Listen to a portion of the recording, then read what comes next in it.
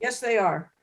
Okay, I'd like to welcome everyone. It's October 18th, 2021 to Littleton Conservation's meeting. We have a full night ahead of us, so we will try and move right along. So we're going to go ahead and start with the approval of the minutes. If anybody has any omissions or corrections, I know I have one on the second page. My name was referenced and I was not in the meeting, which I brought to Amy's attention already.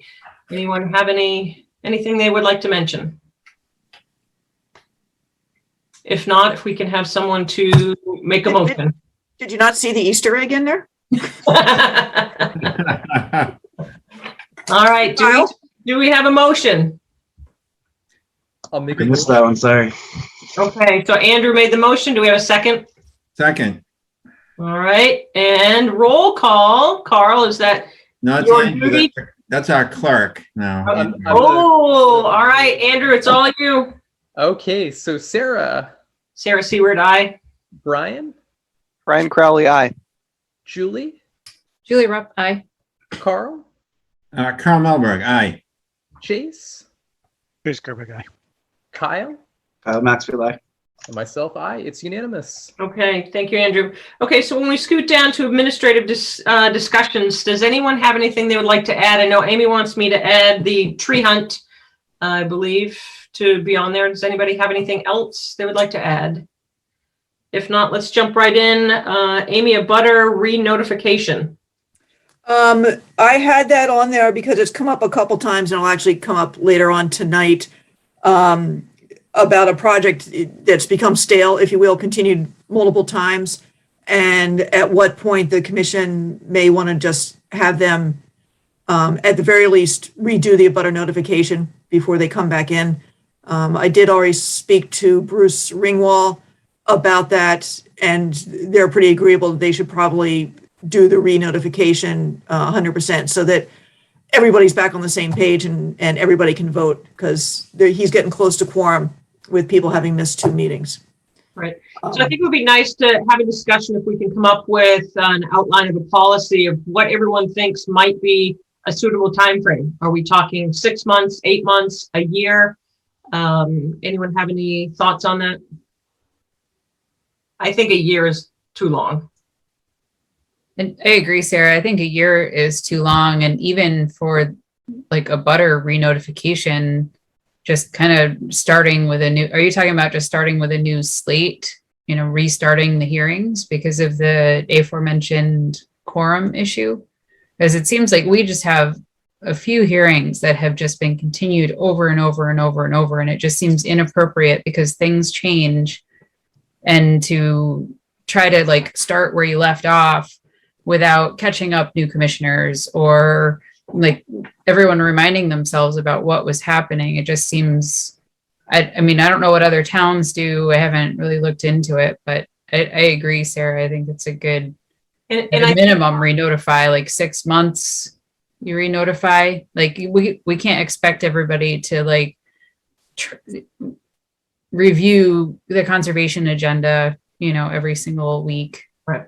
And I think it's a challenge because you'll see on our second and third pages at times, Amy still has to track these. Like we put them on, they get continued, or they're just in, the abyss at that point. So any other commissioners have any thoughts on a time frame? Okay.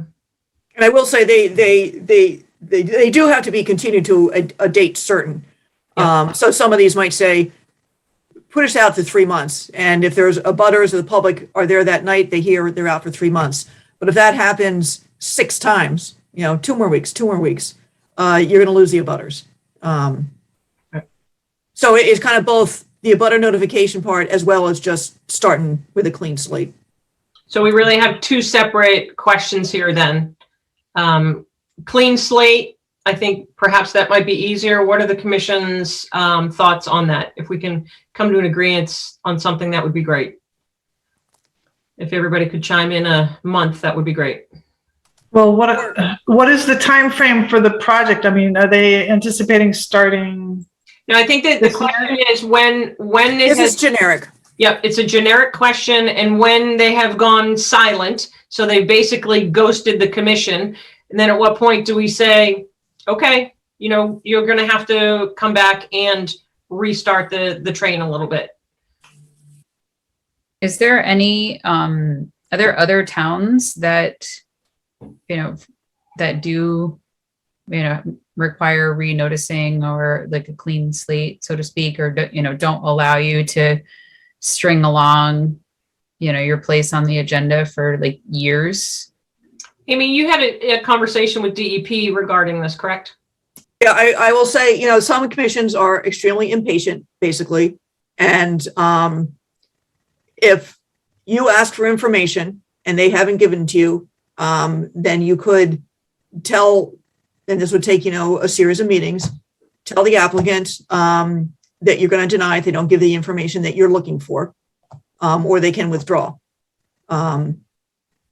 It's not entirely appropriate, but Crestview was one of the ones that withdrew. It's not like they're going to refile, but they eventually withdrew. But they were every 2 weeks, just keep going. Healy Corner is the same thing. 107 Mattawanakee. I have no problem tracking these things, and I call the engineer every 2 weeks and said, do you want to be on or not? So I'm not as concerned about restarting unless quorum is going to become an issue, as I am just making sure that the abutters can track what's going on. I think then we're going to have some disappointment with the abutters that if it has been lost, and we've had that obviously happen to us before. Okay, would we like to carry on this discussion, or do we want to come to some point of closure on it? I don't think that Amy should have to waste her time keeping track of all these applicants and then recalling them all the time. That's not fair. Right. So what? That is not a big deal, believe me. Yeah, but in the point of my day, it's still unnecessary.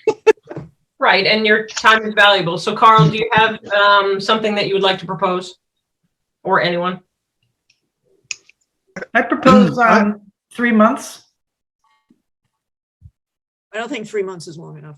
Yeah. Frankly. You don't think it's long enough? Yeah. I guess I'd like to qualify it in two ways. One, a certain amount of time, or two, a number of extensions to date certain granted. If there's a meeting and it gets extended to 6 months from now, and everybody in the room understands that, that's less concerning to me than it gets extended for a month and then a month and then a month and then a month and so on. That's harder for abutters to keep track of. So I would couch it in the terms of either a number of extensions, say 3 perhaps, or 6 months, whichever is shorter. I would second that. Because this is a policy change, I'd like to do a roll call. All right. And do you want to make it actually a policy change or a guidance so that if it's whatever it is, 6 months or 3 meetings, that I can let them know that they may be required to do an abutter notification, re-notification. The refiling. Can we require it of them without having it be a policy? Yeah, DEP basically said, I'm not sure if I actually said this out loud, that if they are non-responsive to a request, then you can basically at one meeting notify them that you're going to deny it if they don't give it, and the next meeting in 2 weeks, if they don't give you any information, then you can deny. And I think based on Chase's wording, you can put in the word that the Conservation Commission may require. And so that it's not a hard stop. So because if someone has to have an environmental impact study or something that's going to take longer than the prescribed time. So. Yeah, and I do think 3 months is probably too short. Not enough. If you got a big project that has to go back through Board of Health, or needs to do ZBA, or they need to do refinancing, I mean, that can take a long time. Okay. It's the ones that are in limbo every 2 weeks. Nope, we're not But ready. those, to my point earlier, Amy, those ones that need to go back would be ones that everyone knows at the outset we're not going to see them for the better part of a year. Right. And that's okay with me. My concern is the abutters know when to start paying attention again. Yep. Okay. So do we want to circle back and adopt the language that was motioned and just make sure that there's an opportunity for guidance or may versus that it's not set in stone? And how about this? You give me some wording now, I can draft it up and you can vote on it next time. Okay. And I can poke around a little bit more and see if any other commissions have something like this.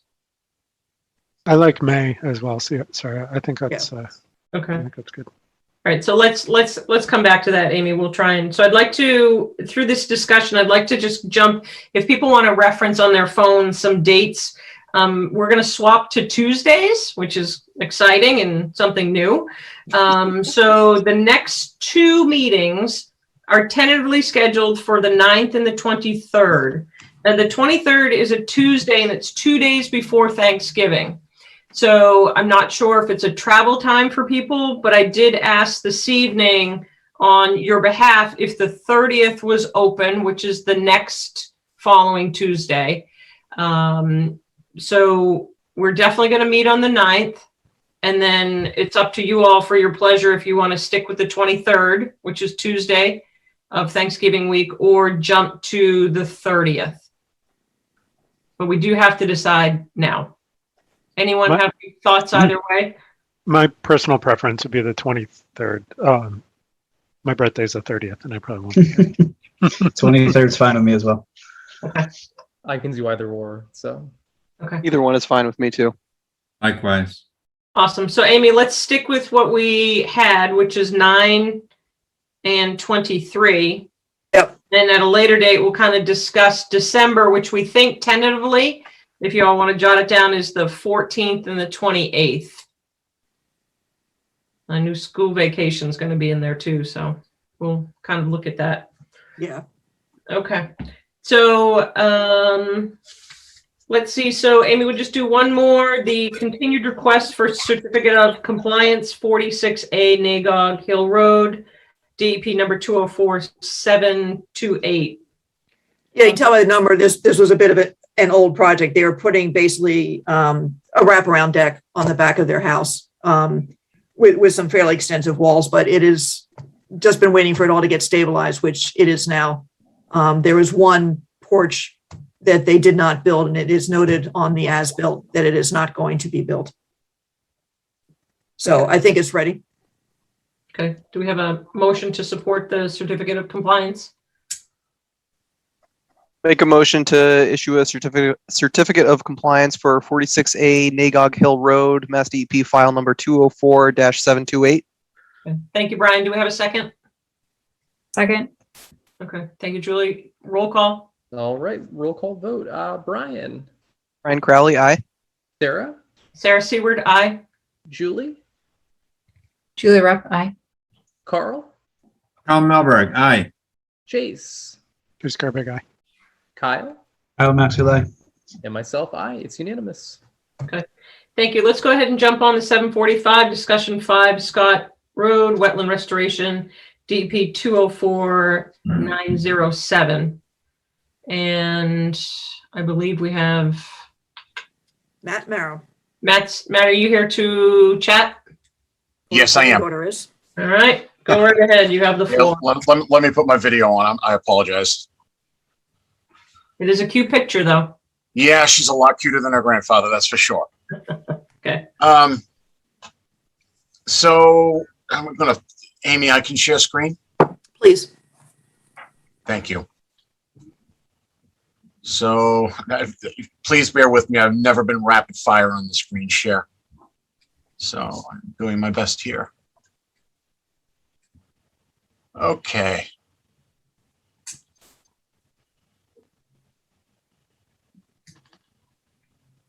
So the pictures I'm showing you now were taken during August of this year. We've had some good growth going into the area here where the replication was taking place. We don't see those. You can't see them? No. All right, let me try it a different way. Again, my apologies. We saw your menu, but the pictures, no. Okay. Let's try it again. You may have to double click on it, Matt. Yep, I'm gonna try it again.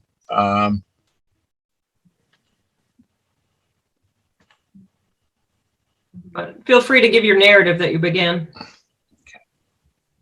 How about now? Perfect. Yes. So you're seeing here pictures that I had taken during August. I also went down yesterday and today just to have another look at it. The area was growing in slowly but well. Part of that was due to the fact that this area is in a floodplain. We had during that period from like April, May, June, July, and August, heavy amounts of rain, especially during the July and August period. So parts of the peninsula, especially, were inundated. You can see here at the end, I think I can zoom in a little bit here. This was actually taken today. It's inundated with water. It was actually, the water was all the way up where I'm circling. You can see my handshake cursor. It was like very much underwater. So the particular seed mix I use is very sensitive to flooding. It did take, I had a lot more of the sedges and the grasses and what I have right now. In fact, I think I itemized some of the pictures here, use the plant app just to give you guys something to look at here. But when I went in back during the summer, you had some rice cut grass coming in. These are actual pictures of the actual vegetation, not an example picture from an app. These are the pictures I took on site. So you had some rice cut grasses coming in. You had some false nut sedge that was coming in, not in great numbers, which I was kind of happy about. You had some sweet flag that was starting to make its way in. You had foul manna grass. I didn't get any good pictures of the reed canary grasses, but there was reed canary grass coming in on the peninsula. You have some bulrush that was coming in. And again, that's another picture of the rice cut grasses. But you know, I also had other things coming in now in the fall. Like, for example, here you have marsh seed box that's making a nice mat all along that peninsula, especially in the areas that are still muddy. A marsh seed box makes a nice stabilizing, nutrient absorbing mat. We have some cattails that started coming in at the end of the peninsula, which I would expect considering there were cattails in the marshier area. Again, I can get the as-built done on the actual surface area, but it looks like the areas have been growing in fairly decently. We also have, I didn't have pictures of them, but along the edges of the actual swampy area coming out into the more wet area, you had some cinnamon fern, some sensitive fern, more sensitive fern than anything else. You had one area, there was some lady fern coming in. It's coming in pretty good. Considering I was really worried about the amount of rain we had. I was pretty pleased with the fact that the grasses, the decent grasses actually started marching in, and not the, garbage grasses that would kind of come in from the surrounding area. I mean, that's basically it in a nutshell. I just wanted to show these to you guys to, get input, and see where we could go from here, because I know my client wants to get a certificate of compliance on this as soon as he can.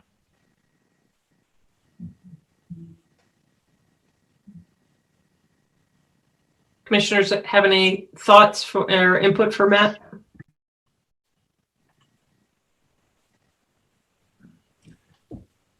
I'm impressed, Matt. This is Carl. I'm impressed with how the veg is coming in. I like seeing the typha coming in like that. And I don't know, it seems like things are coming back in my mind. You go plant, go to organic layer in there and you get in the water, so it's all good. Yeah, what I was pleased about was you had a lot of decent type of sedges coming in. I didn't have a picture to show you because the pictures I took came out fuzzy, but there was some nice broadleaf sedges that were also in pretty good shape right now for this time of year. I have no complaints. So, And any invasives that you saw at all? I've been pulling the purple loose strife out. That seems to really like to march its way around. Yeah. And that's been, it's very aggressive in that whole area, in that whole cove. And with something that was open like that, it's giving it a good, ooh, here I am, plant me atmosphere. Right. So we've been very careful about that. That's been a battle, but between Peter and myself, I think he's done a very, very good job. Because he obviously doesn't want that crawling all the way up into that area as well. Mm-hmm. Some people think it's pretty. I think it's pretty ugly myself, but that's just my own personal view. Really would like to see the state do another beetle release. Yeah. Yeah. Do the commissioners think that we're at a point where that is a strong enough growing cycle? Or do we need to see what it's like after a hard frost or something? Or what's the thought? Didn't we have some sort of time frame of coming back in for monitoring reports? I don't think this was a, hey, we got some vegetation, here's your certificate of compliance. I think we agreed that there was going to be a year or 2 years or something of monitoring and reporting to us before we thought about giving it. The 2 years of monitoring reports were in case I didn't get good growth. I have a report that I'm preparing that I will turn in.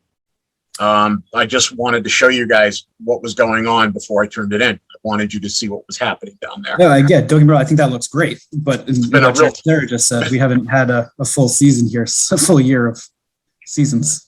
Right. So I think we would ask Amy to re-pull the verbiage on that, and Matt. That's what I'm looking up. So Matt, I would say carry on with your reporting and to come back with us to have another discussion. But I think I agree with Kyle that I think we're still somewhat premature at that, but allow us the opportunity for Amy to do our diligence back on the paperwork. Okay. Order conditions did specify 3 years, but if it is well grown, you can do shorter than 3, but the order conditions was issued in July of 2020. And I think you got started immediately after that. So it's been only a little over. I couldn't actually get started last year until the late fall because ironically we had a drought going that year. I wouldn't think so to look at it now, but that was the year we had a really, really bad dry spell, and then Okay. you can see the faucets turn back on. Matt, we appreciate your time. We'll look forward to that report and we will discuss it to see where we go from there. Okay, thank you. Okay, thank you. I'll be back in a minute. Yeah, thanks, Matt. Okay, we have just a few more minutes. Let's jump back into administrative discussions, invasive species management planning. This was as much a placeholder as anything else. Rick Finley and I are trying to work with SVT and just get something going here somewhat more formally. In order to corral all the volunteers and give the information to the public who really want it. So SVT they call it a weed warrior training. They did do a training, I think it was back in September, with maybe 10 or 12 people there. And we're considering doing another one that's sort of a combination of training and actually getting your hands dirty and figuring out how do you pull up bittersweet by the roots and how do you use a weed wrench and that sort of stuff. That'd be great. I see that it is on. Rick, are you here for this discussion or something later? I am here for this discussion. Okay. So it seems they have, SVT has their AmeriCorps intern who is, hallelujah, gung-ho to get going here. So we can do this a tiny bit in the fall, have the winter to try to get organized, and hopefully she can help us with how do we corral these people, basically, I think. How do we monitor? How do we decide which ones to attack rather than just making Rick go out and attack everything when he has nothing better to do? Okay, Rick, do you want to chime in? Yeah, I'd like to possibly consider that we take this to another level and create a committee, perhaps. Several towns do have committees, and they've been conducting projects like a garlic mustard pull connected with the trash pull. I think Harvard or Groton did that.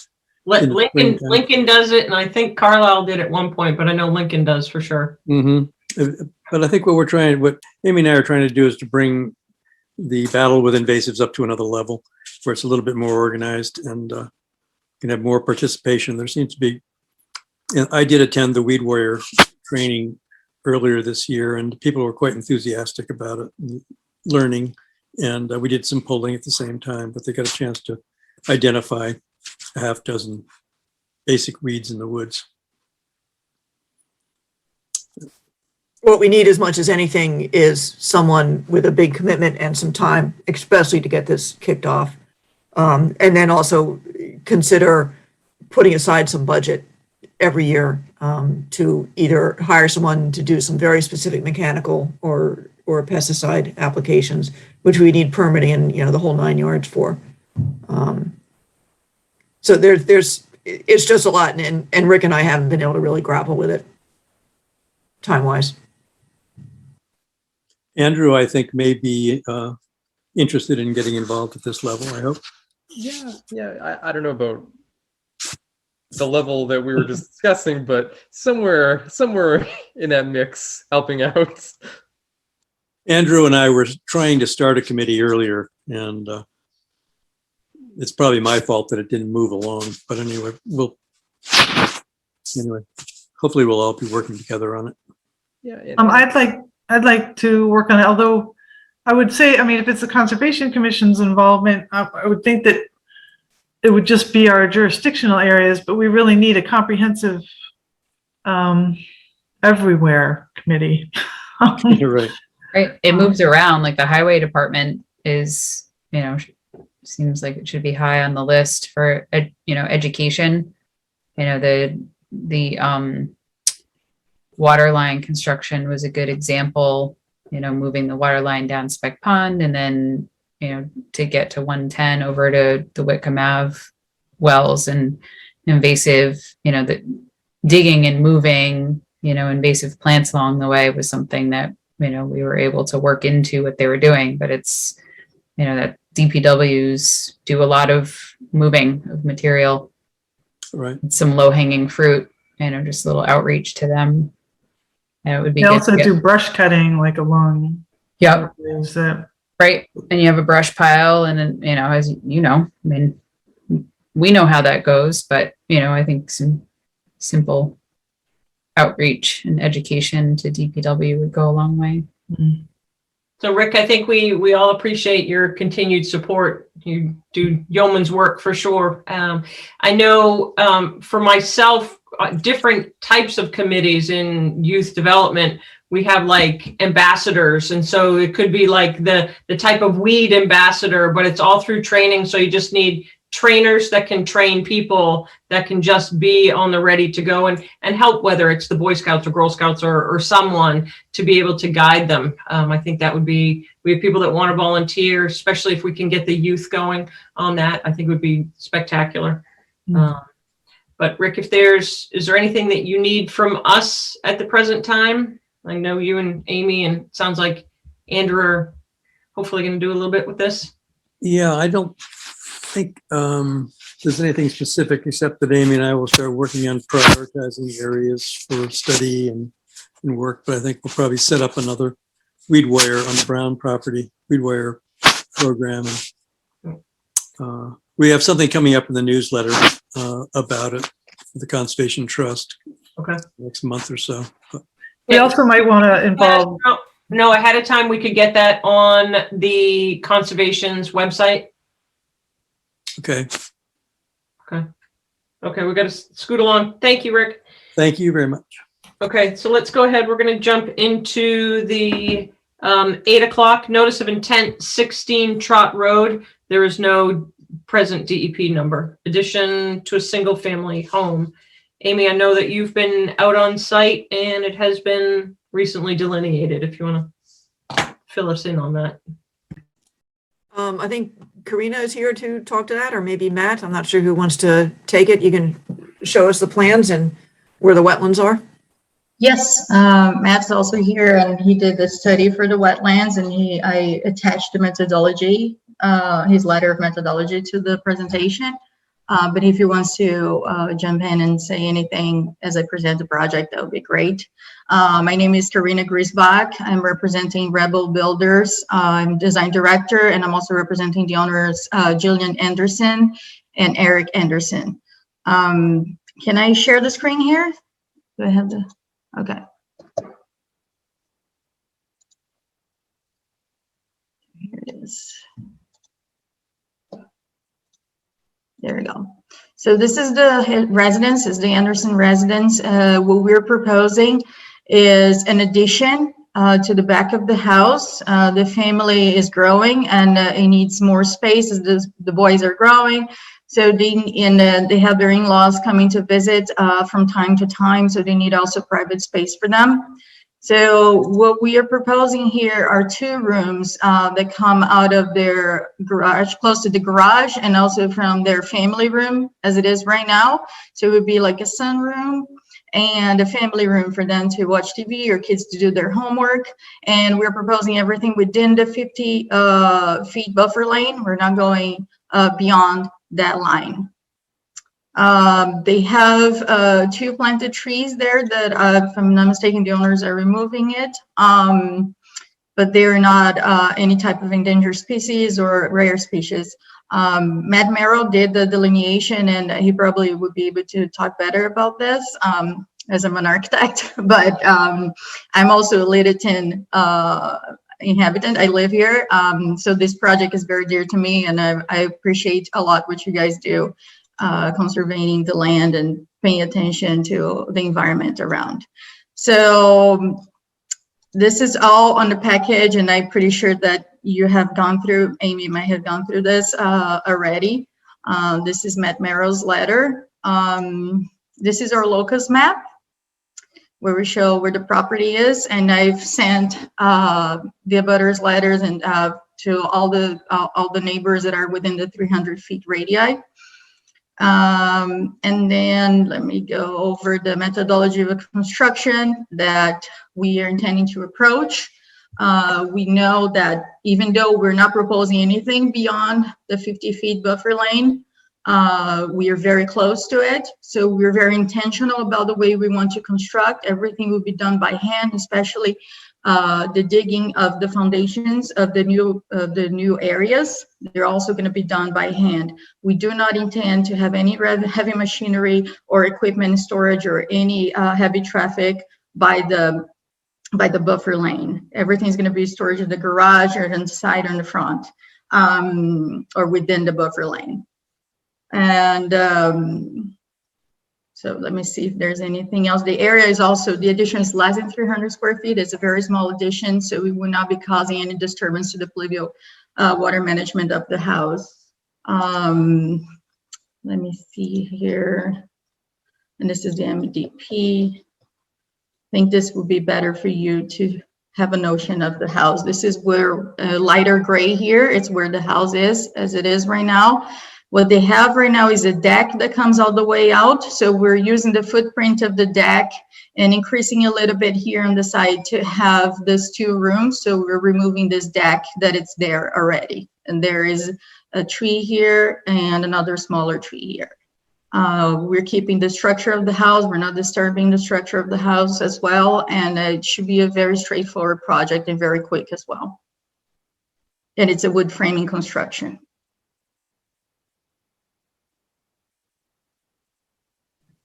Are there any stakes that are out there denoting where that addition would be? Not yet. Okay. And am I to understand that it was recently flagged? Yes, it was recently flagged and also recently surveyed. And I attached the surveyors with the project plan on it as well in the package. Commissioner, I flagged that wetland in July, mid-July. So I think many of us in town know that Trot Lane, it can be fairly wet down there in the soils. Has anyone done any soil tests where the addition is proposed?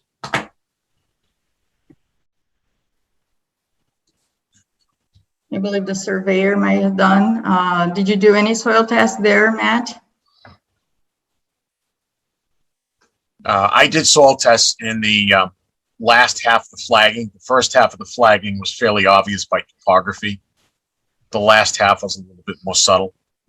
I mean, it did show, I'm just going to go to my, I think the reason I ask is that I would be curious to know where your groundwater is, where that is proposed. I mean, as far as groundwater for the wetland, that would be a lot different than where they would be proposing for the, You're in the 100-foot the buffer, addition. though. Yeah, you're in the buffer, but the groundwater in the wetland, I'm just looking over my data here.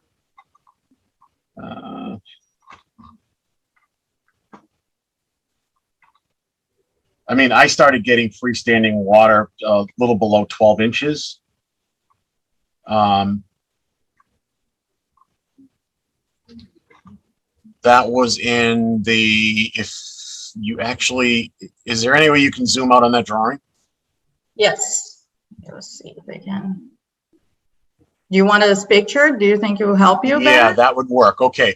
So if you see like flags, like 13 going through the terminal end to my right, all the way to like flag 19, that was where I did the soils right there.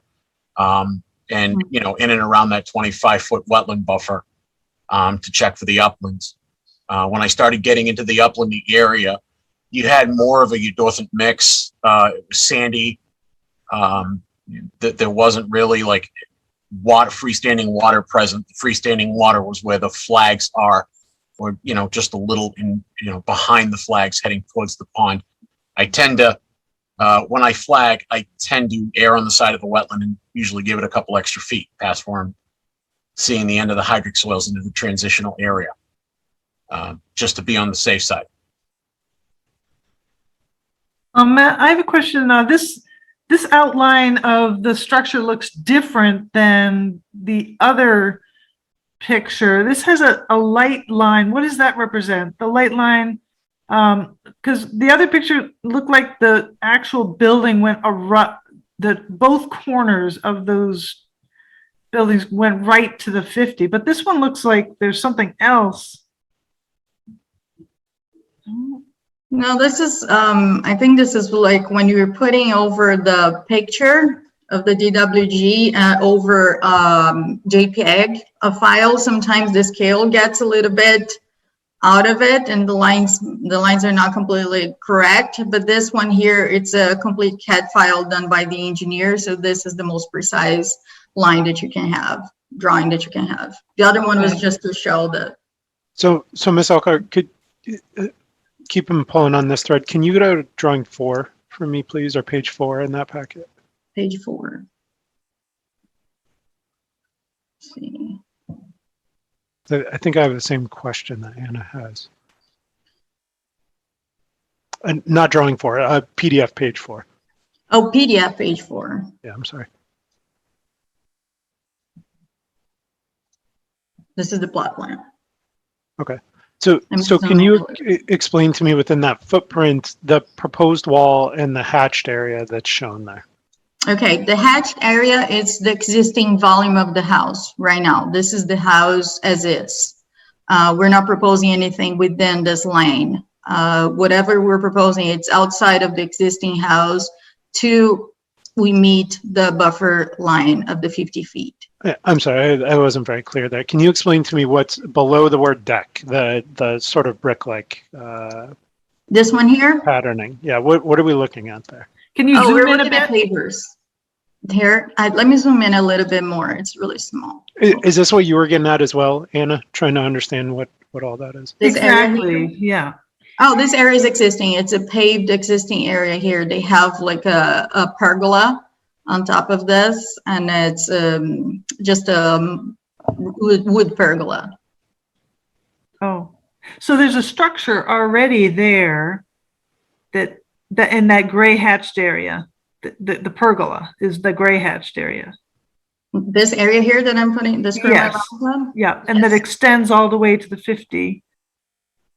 No, No, it stays here. It's a smaller, it's like one of those you can buy pergola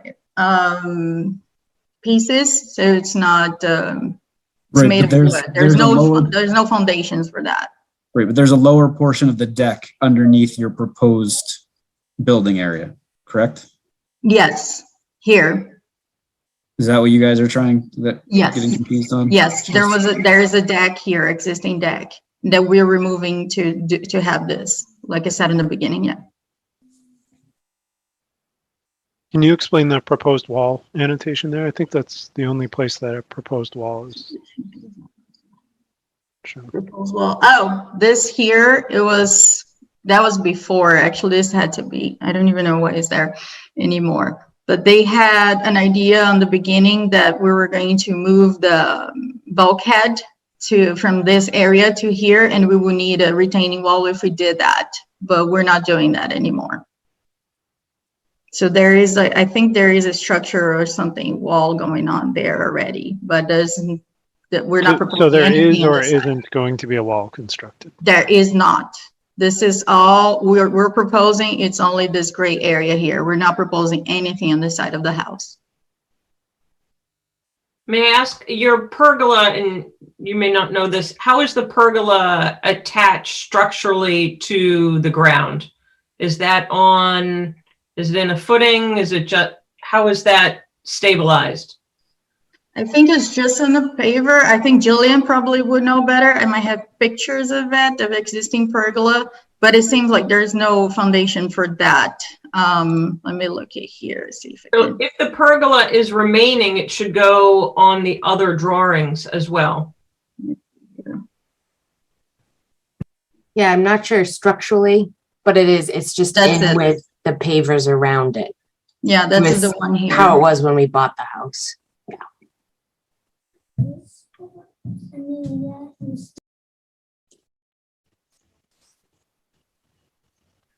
I see. So, okay, so the drawing that you're showing now is going to be the outline of after you remove the existing deck. Yes. Okay.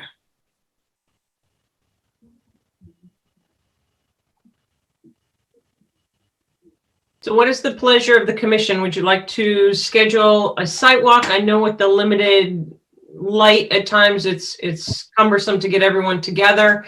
As the applicant, Mrs. Anderson, that, you know, there are times that commissioners may ask if we can come out individually with giving you notice ahead of time. What would the commissioners like at the present time? So it is flagged. Would you want to see stakes, but you obviously have the deck there? What's the pleasure of the commission? I'd really like to, if you don't mind me speaking first, I would like to schedule a dedicated site walk. I'm interested in not just the wetland vegetation, but also the hydric nature of the soils. I'm a little concerned here that a vegetation-based delineation may not be accurate on the edge of a manicured lawn. So certainly like to be able to dig into the soils a little bit and see that. Well, I have no problem with that. I'd actually like to be there and go over the soils with you. But I would clarify that by the area where the manicured lawn would be, which would be right around here, is where I did the soils work. This area up above here is heavily overgrown and very heavily vegetated. We can't see your cursor, Matt. Sorry, I keep forgetting I'm not the one sharing. Sorry, guys. But the area over by, you know, like flags 12 going towards the shed on the right-hand side of the property is where I did the soils. The area over by flags like 8 going back through 1. What you're going to find in that area is very, very heavily vegetated and very heavily overgrown. And the vegetative layers are apparent.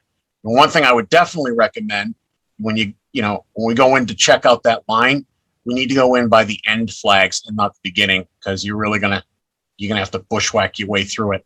It's a lot easier going in to see that wetland from behind the area where the pergola is and just walking in that way. Here. Okay, so are there any dates that anyone would like to throw out for tentative site walk?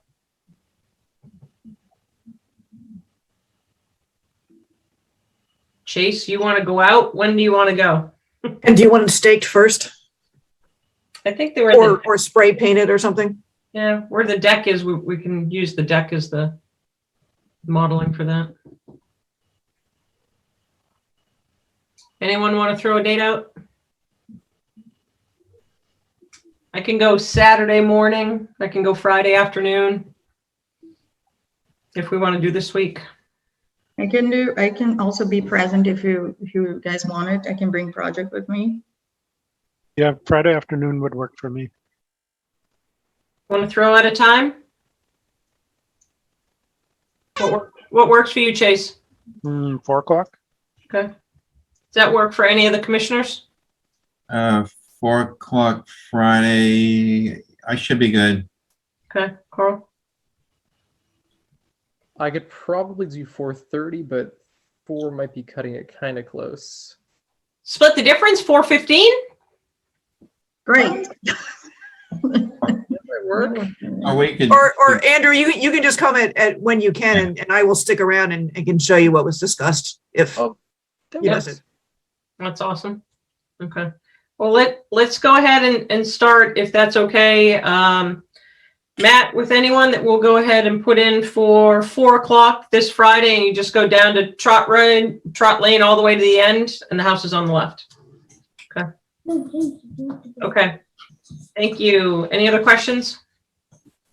Okay. Thank you. Thank you so much. I have a question. Can I be present at 4 on Friday? With the blessing of the homeowner applicant, absolutely. Yes, I actually work at Shaker Lane, so depending on how the buses are that day, I cannot leave until all the kids are safely in their homes. So Okay. once they are, then I'm allowed to leave. Yep, that's my limiting factors off the kids. Okay, so that's great. All right, we look forward to seeing someone on Friday. Okay, we're going to scoot over to the 8:15 discussion after the fact work at 331 Goldsmith. Amy, if you could help us with that. Excuse me, Matt, did you have something you wanted to share on that? This is the one where they came in for a building permit for, I think, a garage extension. I can't remember what it was. And I knew this is right next to 3 Westchester, Kyle Mann's new house down there. And when I saw they had done some work back there, including a retaining wall and trying to live out their backyard, back in the corner where there were wetlands. So I said, I can't approve the building permit yet. They might need to come in anyway, and they needed to find out where the wetlands are. So I think they were in the process of basically that right now. So I just wanted to let you all know what was going on. Matt, I don't know if you had anything you wanted to add at this point or not. Would I be able to? Of course, I'm okay to share screen. Sure. Okay. All right, one more time, guys, and I promise I'll go home. Okay, so working with David Ross and Associates on this one, the Richardsons are actually in attendance here as well. So essentially, I went out and I did a preliminary flagging on the wetland. It was very difficult to flag at the time to get the area relative to the buffer zone because it was inundated with water from all of the rains that we had been having. So I know this was under enforcement, and I know the commission wanted to see something. So we had the survey work done. I went up last week late and took a look at this now that, the rains have stopped and the waters are subsiding. This wetland line up in this section is actually going to wind up going back this way a little bit. It was inundated with water, so I just flagged it just to stay on the safe side so we could establish at least some limits of work. So part of this 50-foot offset is actually going to go back a little bit, and part of this 100-foot offset is going to go back a little bit. It's not going to be like a huge major distance like it's going to move it all the way back here, but it will move it back down a little bit. So what you have here, and forgive my crude hand coloring, but Ross doesn't present usually colored plans. So what I did was this orange line was the edge of the prior disturbed soil, as noted by Ross Associates. This area right here where I'm waving my hand, my computer hand, is the lot line and the existing wall that was built. You have a 50-foot zone here and a 100-foot zone here. I have the documentation on filing a notice of intent as soon as I just finalize this last half of the wetland line now that the waters have subsided, and get these zones a little bit more accurately depicted. And then when I'm, done reflagging, I'll bring Amy out with me so she can take a look at that other edge. I will be presenting a notice of intent. Since they've got most of the preliminary work done, updating this plan should be done pretty rapidly. And I should be able to present a notice of intent for you guys for one of your November meetings. My question to you is, what do you guys want to see in this notice of intent? Can we rewind before we take that question on, Matt? Can we rewind real quick? Amy, can you refresh my memory about what was the scope of work? What's the basis of the edge of the disturbed soil? Just a 2-minute primer on what we're looking at here in terms of how we got here. Yeah, what appears to me is that it's been a little while. A wall, I think, was run down between the property lines at the top of the screen there. And then the lawn in that area, it was just filled to flatten out the lawn, I believe, is what happened. And do we know why this wall was constructed? In other words, is it a retaining wall? Is it a... It's a retaining wall, and I assume it was to flatten out the lawn, but I do not know. Okay. Oh, it's labeled right there, retaining wall. Okay. Yeah. Which is... Well, in speaking with my clients, and, they're free, obviously, to jump in when they want. But in speaking to my clients, part of it was twofold. Part of it was to flatten out the yards for their children.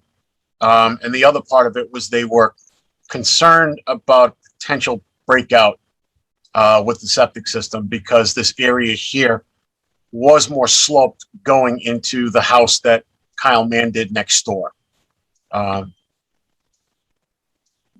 Basically what I've surmised out of this. And of course, my clients are free to jump in anytime they want.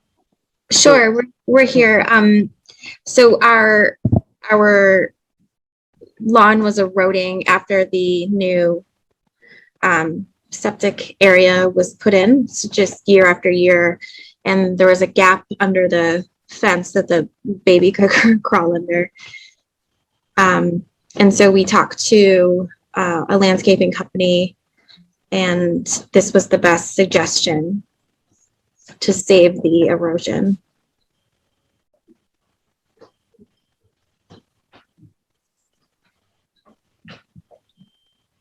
So returning to your question, Matt, about what the commission would like to see, I know this isn't going to be a popular response as far as the homeowners are concerned, but my 2 cents is it needs to be returned to the original condition. I mean, we're talking about work that's immediately adjacent to the wetland and well within the 50 feet. If we want to talk about the work outside of the 50 foot, I'm willing to contemplate and discuss that. But I have zero appetite for permitting something within the 50 feet no disturb zone after the fact. Yeah, I would support that as well. I agree.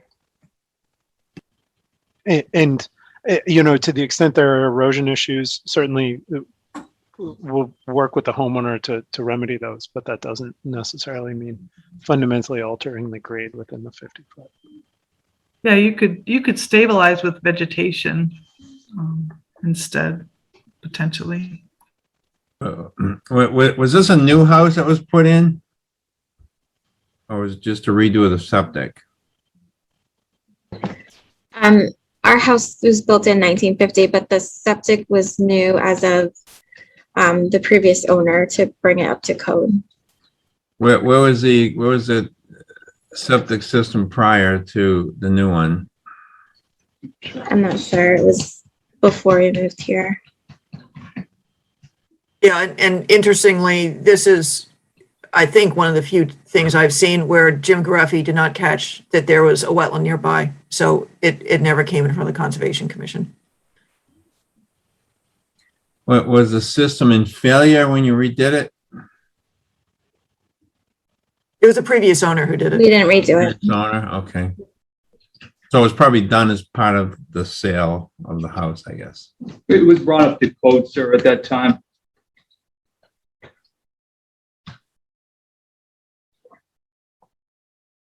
And I don't know if you want to consider trying to put in the addition you want to do into this notice of intent to do it all at once, or try to do that as a separate filing. And that's something for the commission to discuss too.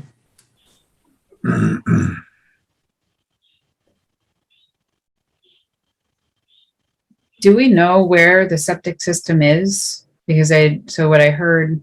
What I'm here we circling go. is the approximate location. This is Okay. approximate. My face was too far from the screen. Thanks, Matt. No Okay. problem. I guess that, one thought that comes to mind for me is, modifying grading associated with a septic system by someone who is not, I don't think, a septic company. It's just something to, I think, keep in mind moving forward as far as like breakout and having a landscaper do that work. So the commission's not adverse to this section of wall that's here, that's outside, that's between the 50 and the 100, and maybe doing some restorative grading in here to blend in, still accomplish the goal of restoring it, along with being able to blend their yard in so that it's functional. Would the commission be adverse to maybe a fence structure here?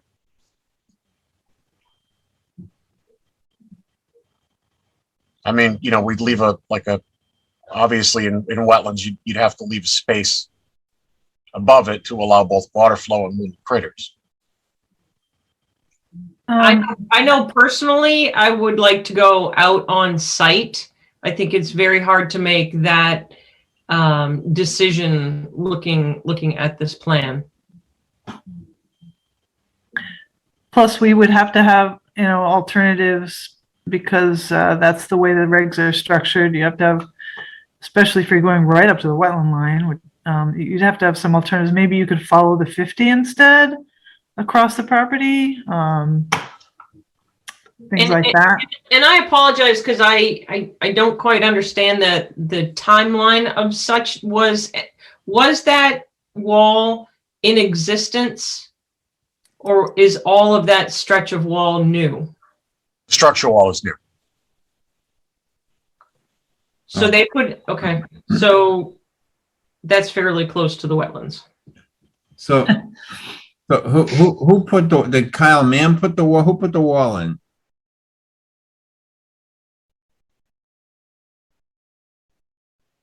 I believe it was the current owner. My impression is the former owner did the septic and then the current owner did the wall. That's correct. That's correct. Now, another question I would have is who did the wetland delineation? Is that something that would have to be done over again? How long ago was that done? To answer your question, Commissioner, I did the original delineation under Kyle Mann's house. I went to do a reflagging. It's been a while since I have been out there, so I had to start fresh in this area because I never concentrated in most of this area out here, save some trenching on the house next door above to make sure that that didn't qualify as a stream. This area was inundated, so some of these flags are going to move back. Again, that's nothing for us to, examine on site. I'd be more than happy to show that to you guys and finalize that, there. But by the same token, I have to agree with Commissioner Seaward. I think looking at the site would probably be your best way to go. And I'd like to see if there, any possibilities that we could come up with for my client to attain their goals, restore the wetland, and minimize their costs at the same time. So I think you would have to, and the commission can clarify this, I think you need to start at a point where when you have it freshly reflagged to let us know. But I think you've heard this evening through various commissioners that this is not going to be acceptable. So we need to look at how it's going to be remediated. So when will you have this flagged, Matt? I actually have that scheduled for the end of the week. Okay. So I asked the commissioners if there's any time, if we wish to go over from our Trot Road at 4 o'clock, if anyone's available, even if it's one or two of us, to pop over and see that. I'm assuming you can have the flags done by 4 o'clock on Friday, Matt? Oh, absolutely. And a matter of fact, that's why I thought 4 o'clock was a great time, because I was going to be out there before doing this over, and then I was going to go down to Trot Road. So yeah, that So timing wise for me, that works beautifully. Yeah, I'm good with stacking those two. So Okay, so I think that there's going to be quite a bit of detail that will be put on really your concept of what you're going to present to us, but hopefully we can give you some feedback on the site on Friday, and I would encourage you to continue this, listen to what you've heard this evening and come back to us with more discussion. No, I wanted to present these preliminary plans to you guys so you could have a look, see what was going on out there, talk about it with my clients. And How do the commissioners feel about that? That I'm assuming it's in a stable state right now? oh, absolutely. Okay. Yeah. Okay. All right. So Amy, can we, with the applicant's permission, continue this discussion? Yeah, to November 9th. Correct. Okay. And I assume the commission's probably going to know what the pre-existing conditions were like under that lawn. Yes, and I think it would be good to do an overlay if they can. Pre and post. Okay. All right, we've got to keep moving. All right, thank you, Matt. So we will Okay. see you afterwards. Not sure what time that will be on Friday. Well, he'll be at I'll be 16 in Trot Flowers. anyway, so we can all go together, whoever's going to go. Okay, thank you. All right, appreciate it. Thank you. Yep, so our 8:30 continued discussion, 10 Oak Hill Road.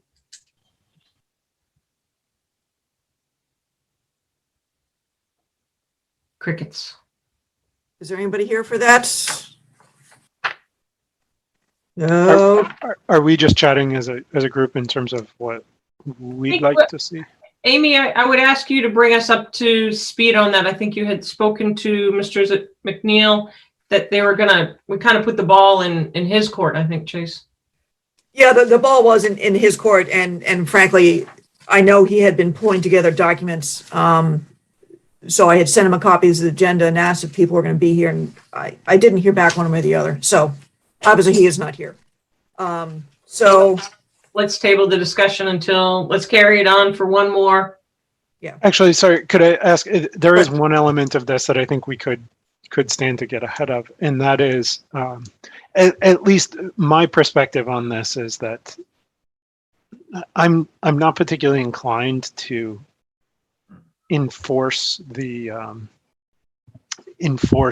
access to that small sliver of land, given a number of reasons, unless, and this is a really important qualifier, unless it sets the town up at other parcels of land for, a precedent for not enforcing the town's property rights. And so what I'd like to know is if the commission is comfortable with Amy working through the town administrator's office to get town council's opinion on whether or not this enforcing in this circumstance could limit the town's ability to effectively enforce in other circumstances. If it would limit the town's ability to enforce, my opinion might be very different than if it wouldn't affect the town's ability to enforce. Does that make sense? I support that. What are the commissioners' thoughts? Yeah, I agree with that. Okay. I would still like to hear from Mr. McNeil Like, Oh, yeah, and no doubt. But I think, so I you know, they'll just run parallel to each other. Okay. right, then we can get this going ahead of time and have our answers on that as well. Yep. Okay. Perfect. Thank you. Let's go ahead and jump back to administrative discussions. Mass Trails Grant Round. You mentioned Colonial, ADA Trail, Town Forests, Boardwalks, Equipment, Mapping. Amy, you want to roll with that?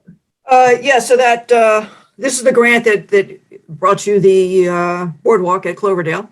And I believe it opens around November 1st and is due in February sometime. So there's a few things that we could potentially chase. Now I can't remember if it's Colonial or Concord, but anyway, a trail that 1,000 feet or so from the little parking lot there out to Long Lake that would be accessible and potentially include a little dock or kiosk or something where people could get out onto the water sheet just a little bit. And which would be, it would be sort of a heavy lift, but the rec department and basically the Elderly Human Service Department are both very interested in it and hopefully have a very enthusiastic person who could lead writing the grant.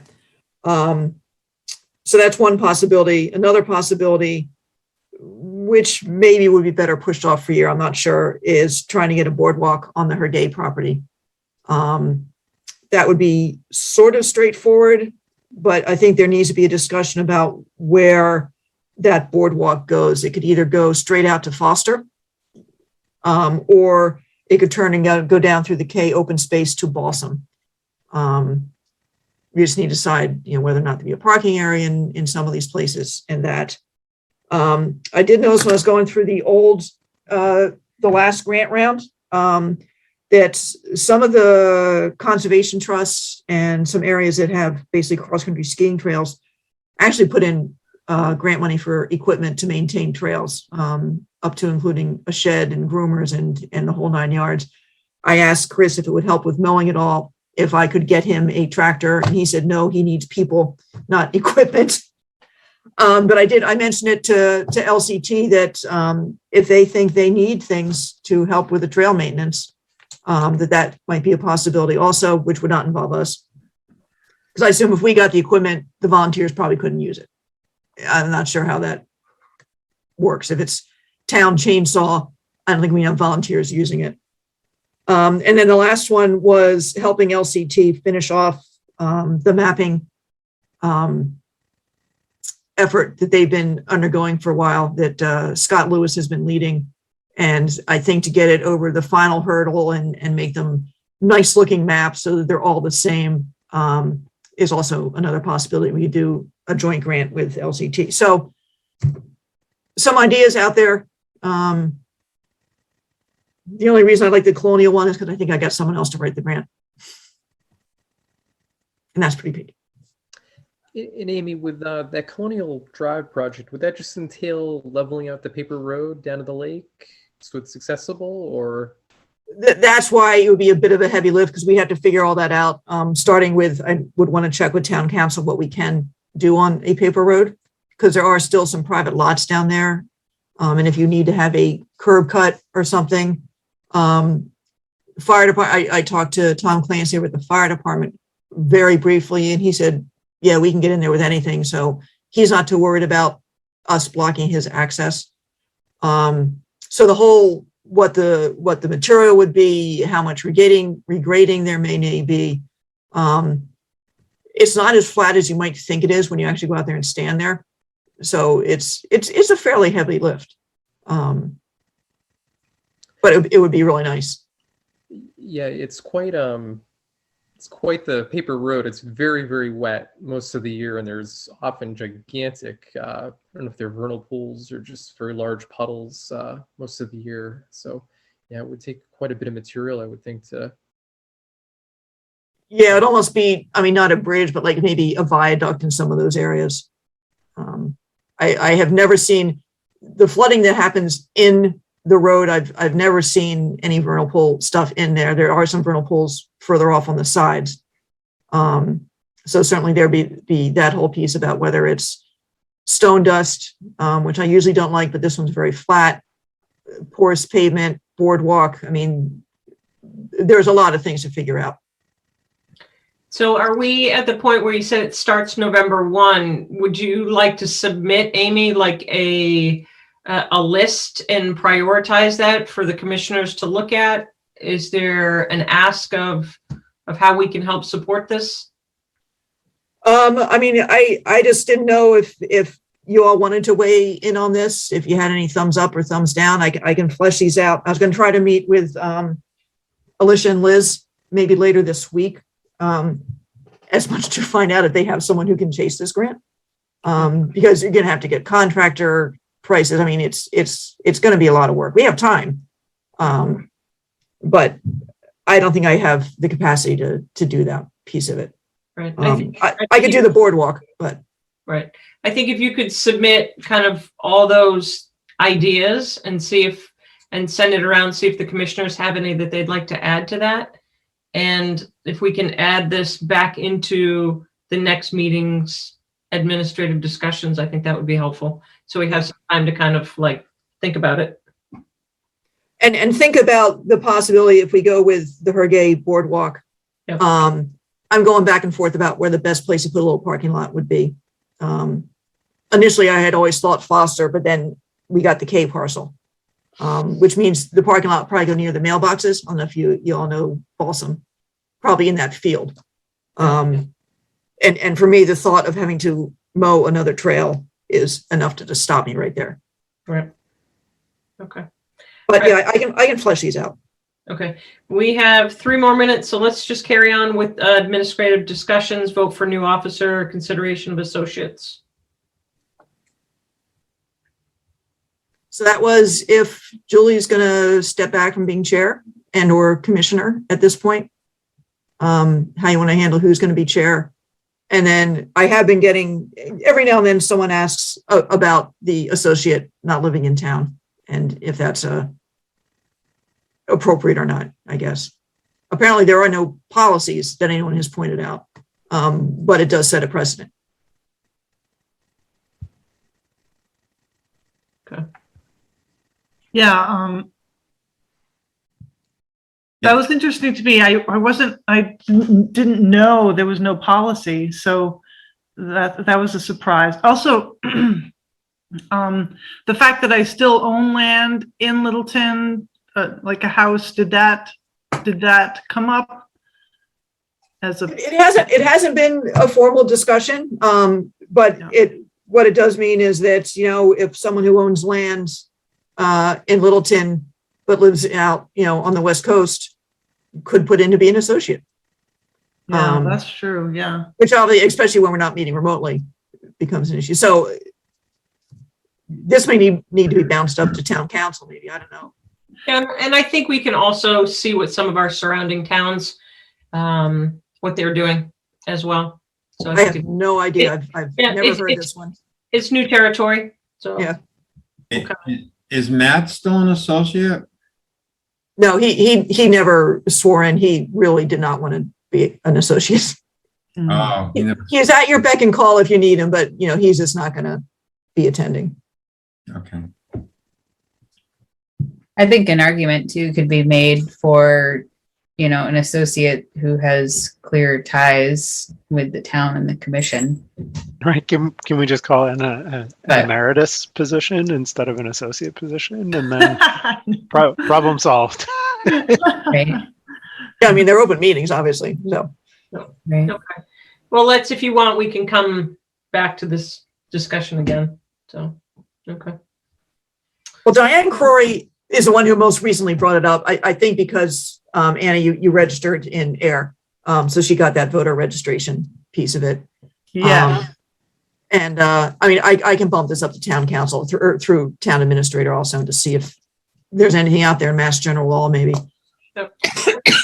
If we could do that, and then Amy, if you just had a few minutes just to call maybe 5 or 6 surrounding towns and just ask them the hypothetical question if they have non-residents as associates. So. Or residents that own land but vote some, or it's a weird. Okay. Yep. Great. Okay, so let's go ahead and scoot on to the 8:45. Well, what are you going to do about the chairmanship? So I'm stepping down. So we do need to discuss, a new chair. I spoke with Sarah as co-chair. So we do need to nominate a new chair. Do you want, Julie, you're staying on though as a commissioner, correct? I'd like to see if I can make that work within a reasonable time frame. Cool. I know we'd all love to have you do that. And if I can't, I don't want to be dead weight. So, I will, show myself the door if it, becomes clear that, it's, an extended issue, but. Okay. I think that cuts both ways, Julie. Don't feel like we very much want you or value you, but if it's not working for you, don't drag it out. Just out of a sense of duty. I think we all concur with that. I like it here. I appreciate that. And you don't have to come to every meeting either. Exactly. That's for sure. The quorum will still be 4, whether the commission is 6 or 7. So that's not going to change things. Yep. Okay. Excellent. Who wants to be chair? I'm pretty happy with you doing it right now, Sarah. Who wants we had a chair at this point. who wants to be co-chair? Seeing we started that.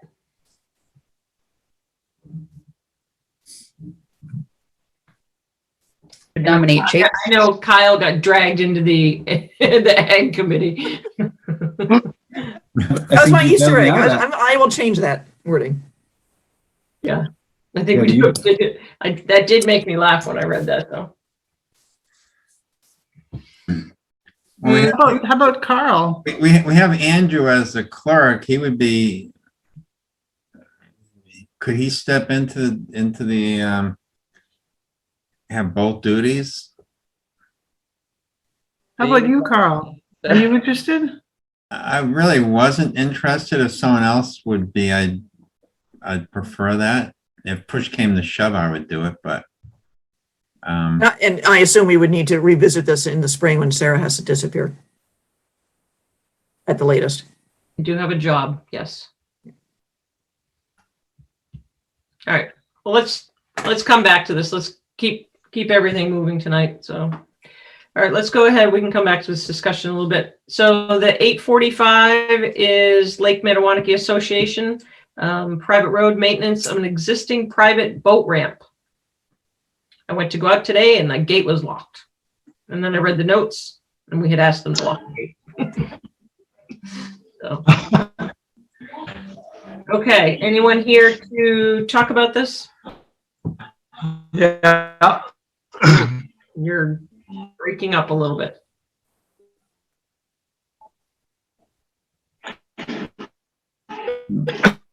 Yeah, Rich Huffnagel, from Lake Metawanaki Association. Okay, carry on. Your audio feed is a little grumbled, so just carry on. Just try and speak a little slower. Yeah, or maybe turn off video. Right. Yep, that's a great idea. If you turn your video off, that might help. Yeah, the internet's been a little funky tonight, anyways. But you were coming in more clearly with your video off. Carry on.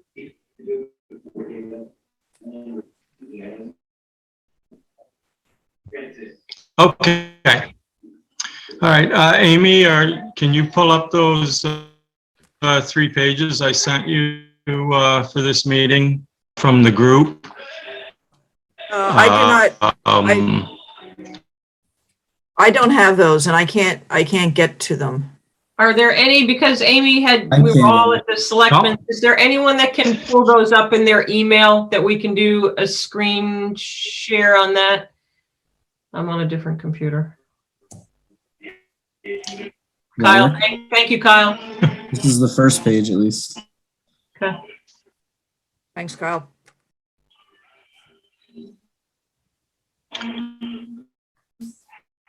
Okay. Well, I don't see anything yet. Is the first procedure, the 11 steps? Oh, Can everybody there else we see it, go. or- Oh, there we go. All right. So I've up procedure for what we're going to do. It was requested that we put some limitations on it and some description of the area that where the work would be done. There was some concern about the asphalt. Will limit the work to the existing area where the concrete slab is, and only to that area, along with extending it, shows up in the site plan. The other thing that I've added to this was that, let's see, number 8, where we will have barriers there to prevent the leaching into the lake during the project. That will be a silt fence. Somebody had requested, I think it was maybe Miss Mayor requested signage about washing the boats. And we will be installing a sign, and that does show up in, yeah, right there.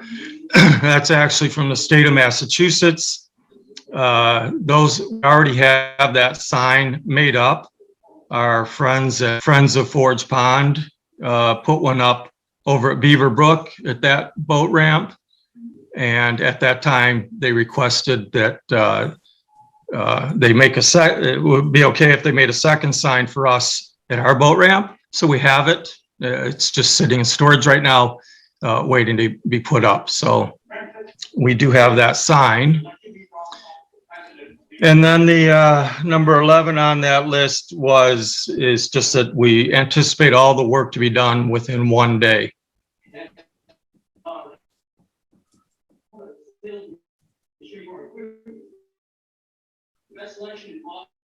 And then the site map, if you could pull that up. Yeah, and so down on the upper left, I put temporary storage for the concrete slabs. Somebody is wondering about storage of materials. The only thing we plan to maybe have to store for a little bit of time is the concrete slabs. The intention is to bring the loads of stone in as we need them and dump them, so that we won't have any stone sitting around anywhere. And then down at the bottom, I have the silt fence designated there as well, so you can see where it will be located.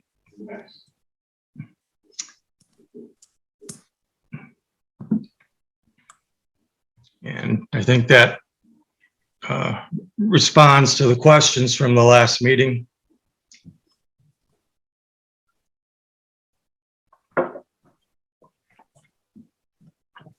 May I ask, I had a chance to go out today, but I'm curious, can you tell us how the water levels are in your experience in terms of your height presently?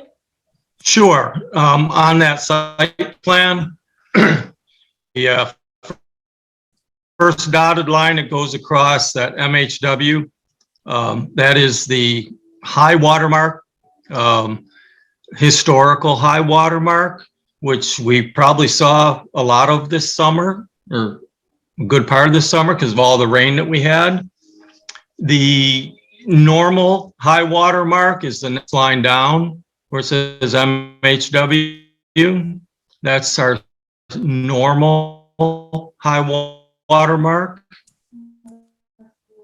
The next line, the dotted line, it's normally where it's at. And the bottom line is the historical low water mark, which is probably, well, it'll be even lower than that during the drawdown, but approximately right there. The drawdown has been accomplished. and we will be working completely on dry land. We won't be working in the lake at all. And can you, and I apologize if I missed this earlier, can you tell us in terms of the schedule of the drawdown of when you anticipate being at that lower water level? We're anticipating the end of November, and probably not this November because we need to get approvals and so forth. Probably looking at next November. The drawdown starts, well, it's actually, I think, started already this year. And it'll probably reach its maximum drawdown right around the end of November, 1st of December is normal every year. Yeah. And in addition, Friends of Forge Pond, contractor and a contact and who do some dredging, the outlet channel over at the Westford Beach. And that will allow the water to be drawn down a little bit further. So that's why I said that median low water mark will probably be lower in the future, probably go down maybe another inches, and exposed shoreline that could be 4 or 5 feet. Okay, thank you for that. That was very helpful. Are you, where your time period is extended, are you looking for a decision from us in the near future, such as tonight or the next meeting? What are your intentions? Well, we'd like the decision as soon as we could get it. If we could have it tonight, that would be fantastic. Then we can, How many commissioners and then we're are just familiar waiting on with the this state for final program? approval. Are there many commissioners that are familiar with the boat ramp?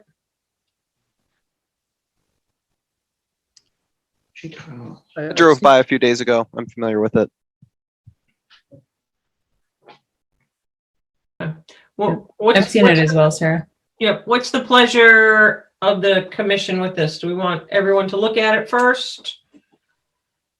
Are you requesting additional information? Amy, Rich, I have one question for you. Is it correct that none of the material that you're tearing up is going to be stockpiled for any amount of time? You're going to load it into a roll-off container or a truck the same day that you do the installation and get it off site? Ryan, that is correct. As we break up the existing concrete slab, it'll be placed right into a truck and hauled away. And any additional soil that we take out of there will be hauled away so that we can then bring the rocks in, the stones in, and refill it. Very good.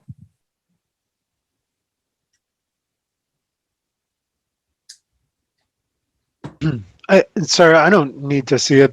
These drawings are fine. My only comment is that I don't think the applicants should presume that we are the sole permitting authority here. I don't know to what extent the state may have other permits, or the Corps of Engineers may, given that these are waters of the United States, I'm sure. Right, I agree. Have you gone to ask for other? Sorry, you're breaking up there. Have you gone in front of other boards or entities? We've filed the Chapter 91 forms with the state, and I'm waiting to hear from them if there's any other requirements. All that they had asked that I add to the site plan was the silt fence, which you guys had also requested. So I'm waiting if there's anything else before they approve it. There is also a Corps of Engineers nationwide permit for boat ramps. Should look into that, and it's not exactly entirely my area of expertise, but you should ensure you're complying with that too. Are we also looking for a certified plan as well? Certified in the stamped by an engineer sense? Correct.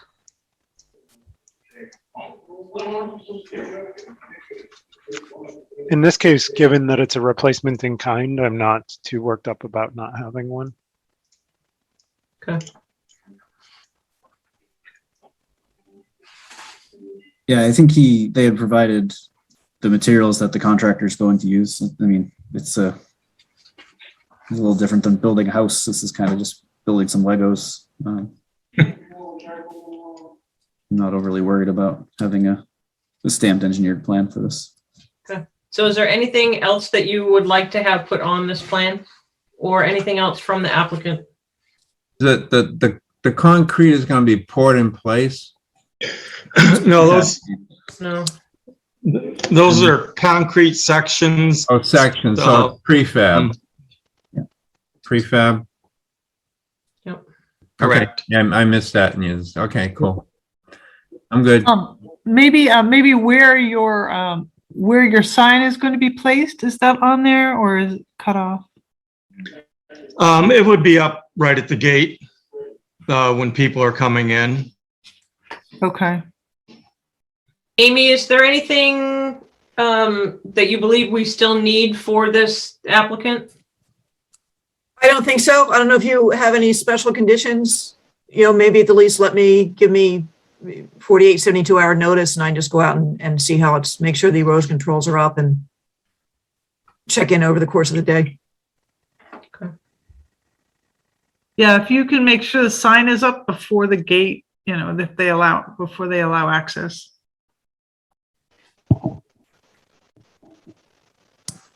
And another comment, I think, for the applicants, while we have you here, this is the kind of thing that gets done and then never gets closed out. Okay.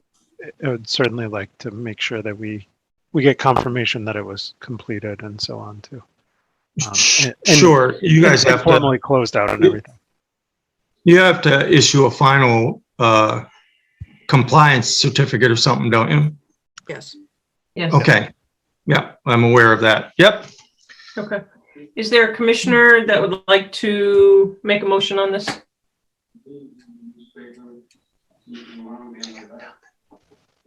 I'll make a motion that we close the public hearing for the Lake Mattawanakee Association boat ramp restoration, Mass DEP file number 204-0942, and that we issue an order of conditions to the effect that we've discussed.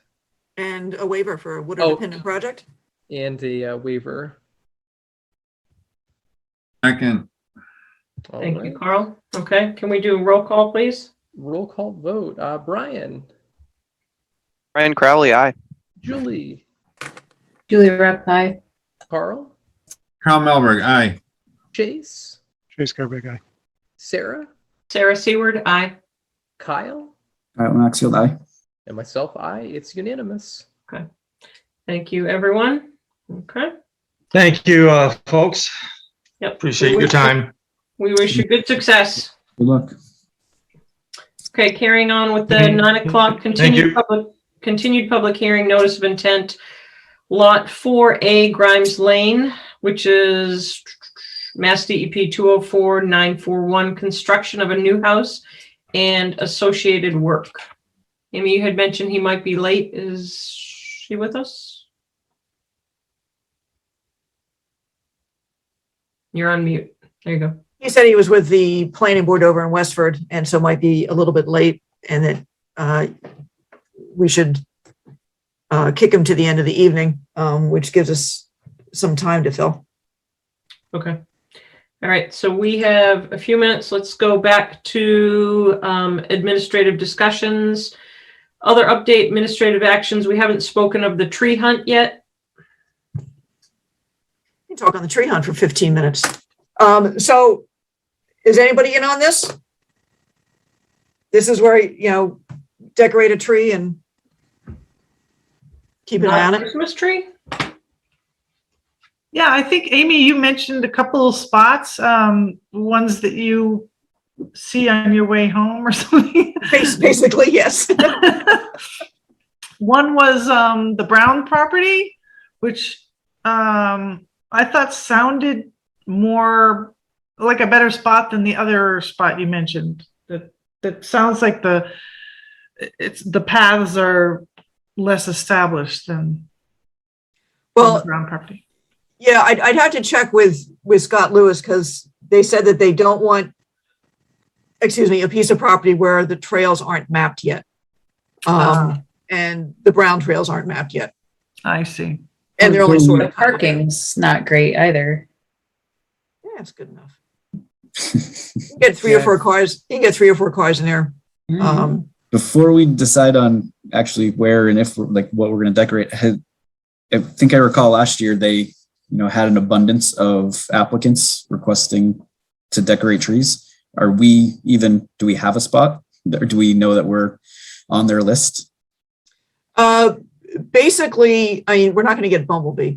This is why I was picking some spots that's not actually even on their list right now. Yeah, I think you had to, I don't know, we probably should talk about this in our last meeting, but I think you have to submit like an application to them and paperwork and blah, blah, blah.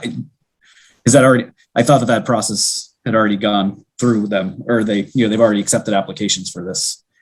They have been, so I would need to get one in. Like I said, they had a list of, 10 or 12.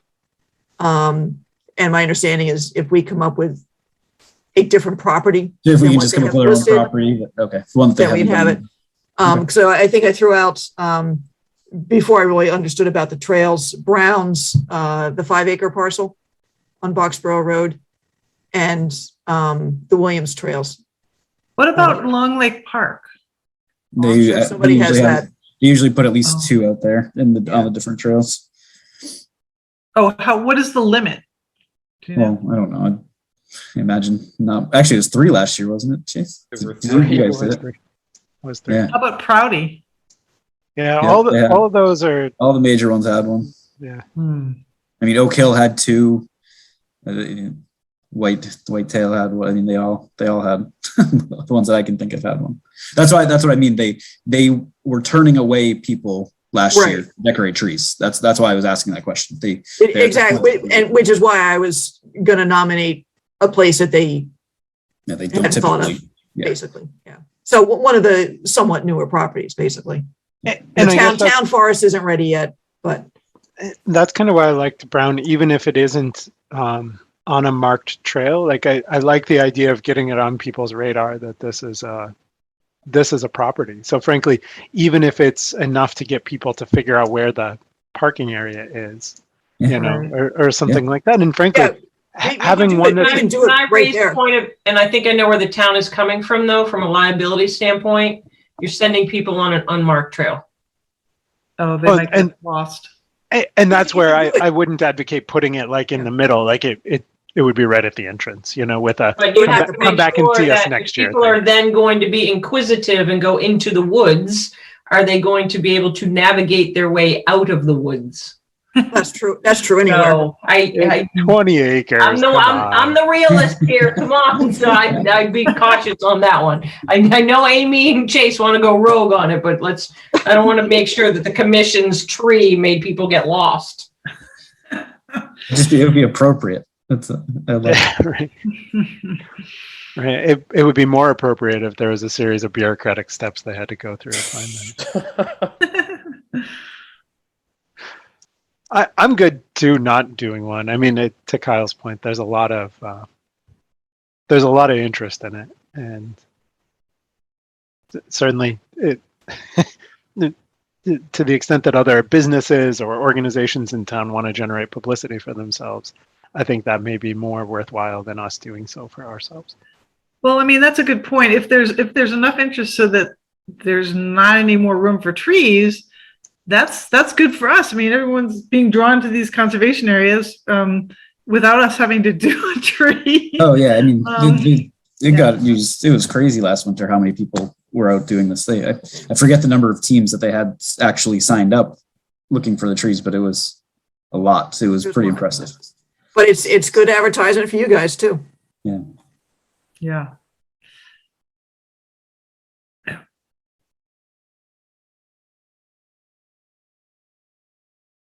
I mean, I'm. When you say town force isn't ready, is it? I know they've been doing a lot of work out there. It's not marked or anything yet. Is that how it's not ready? Because we're not talking about going 3 miles into the woods here to put a tree. No, we Boardwalk 4 is not built yet, so we'd have to do it. I think we'd have to cut it off before then. Well, and also LCT doesn't have a trail map for it yet. Okay. I think Scott Lewis said he could do one pretty easily if we wanted it for, Brown or Town Forest or the 5 acre or Williams. Those are all pretty easy to do up a quick map, so it's on their website. Well, the Williams, you said it is mapped. It does have maps already. I meant to double check. I'm pretty sure those trails are mapped. All right. Well, And they got the parking area down on Boxborough Road too. I think that would be a good one. Williams, if There's some nice fat white pine trees near the Boxborough entrance, like a 5-minute walk in. yeah. Yeah. What's the one that abuts that? There's the other property, right? That's the 5 acre parcel, which is south of Boxborough Road. Okay. So that's a trail that just goes down to the AT&T easement, and then you'd follow the AT&T easement in a circle and back up Boxborough Road. All right. Well, why don't we apply for that one? For Williams? For Williams. Yeah, why not? I will give them a call and see if, because sometimes they adjoin, I don't know if they consider that adjoined to Newtown Hill or not, and, tell her we don't want to take anybody's spot. That's what I meant. Newtown Hill. That's the one there was one on Newtown Hill last year. Yeah. But I think having one, so people come in from the Boxborough Coming in end from the other side. Yeah. would be a good advertisement for that area. And we have new boardwalks out there too. Yeah, that's great. All right, I'll see if that works for them. If not, then not.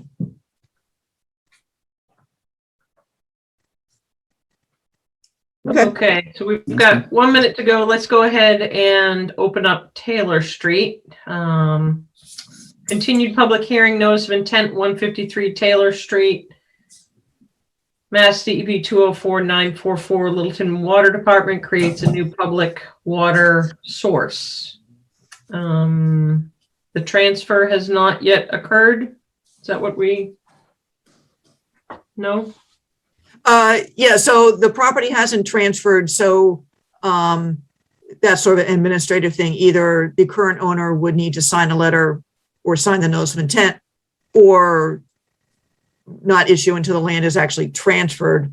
But I know they made some changes, so I thought it was worth them coming in and talking about the changes.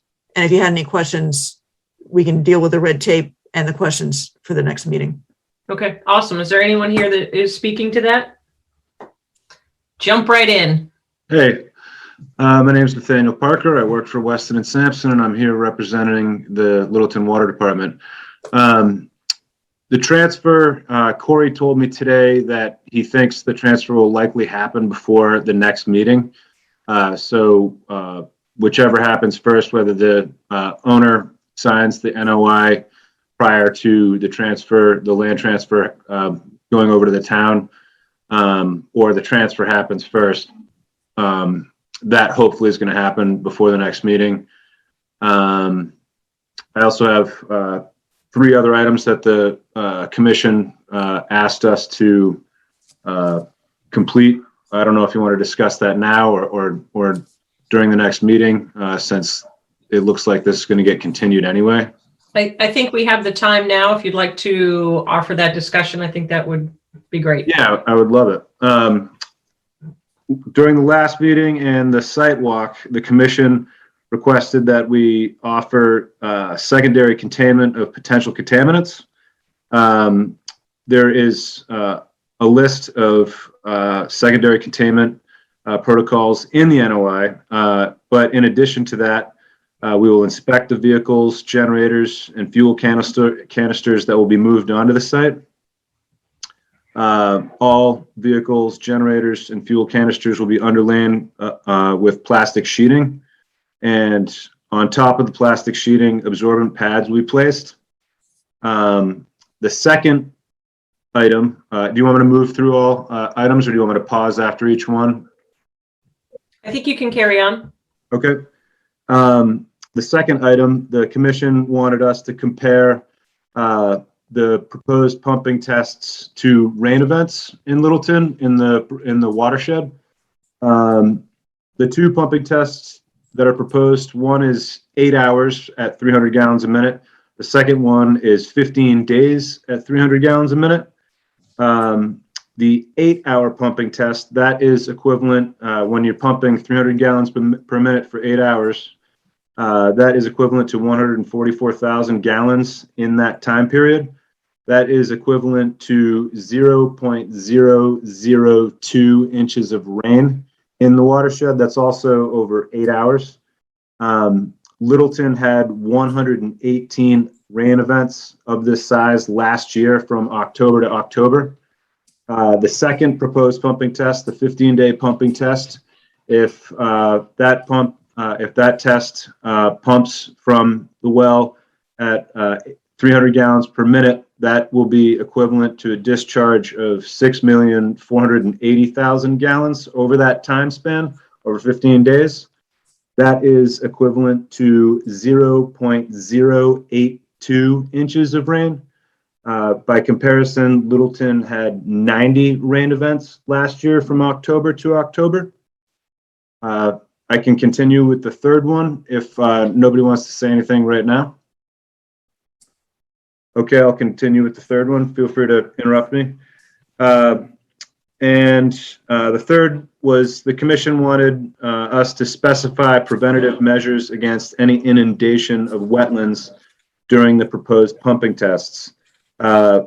Since the last site walk and the last meeting, a discussion with the DEP regarding the pumping tests occurred, and the DEP would like us to move the discharge location that was shown to the commission during the site walk directly to Beaver Brook and outside of the wetlands. And I can share my screen and show you the new discharge line and where that will go if you would like me to.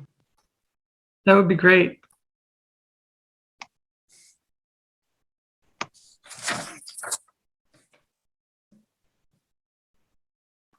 Let me know if you can see it. See my screen? Yep.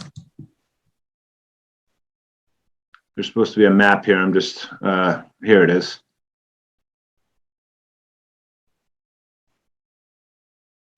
All right, so can everybody see this okay? Mm-hmm. All right, here's the 8-inch well. Before the during the last meeting and what the commission saw during the last site walk, we had the discharge line, if you can see my cursor, going roughly in this direction and discharging at about this location right here. The DEP was concerned that this area would be too static and that the water discharging back here would backflow into what we discussed in the previous meeting as the area of influence, and thereby recirculating the discharge that we are pulling from the aquifer back into the aquifer and influencing our data in a negative way. To remove that, they want us to take the discharge and go all the way around, and we are going to bring it outside of the wetlands, so it's not going to be in the wetlands, and bring it through the parking lot, parallel to Route 2, and then discharge it immediately to Beaver Brook in a dynamic environment where there is a flow, and the water that we'll be discharging will move away from the pumping test. So it's not going to affect the data. I'd be shocked. So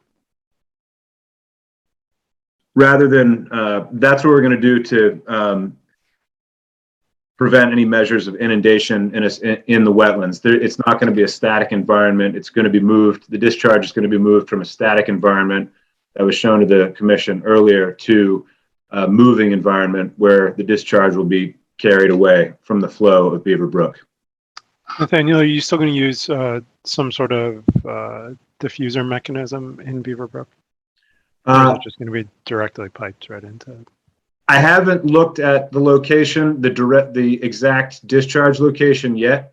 If the commission wants us to, it's not a problem at all. And I don't know if the site is, if the banks are vertical or if it's gradual. We'll do whatever the commission wants. It's pretty easy setup. My 2 cents is I'd rather have it and then find that it was unnecessary than the other way around. I'm concerned about scour or induced erosion. So. Okay. All right. Yep. Right. And Nathaniel, it'll be great for you to just take some photographs of those potential areas to share with us. Okay. Thank you. Yep.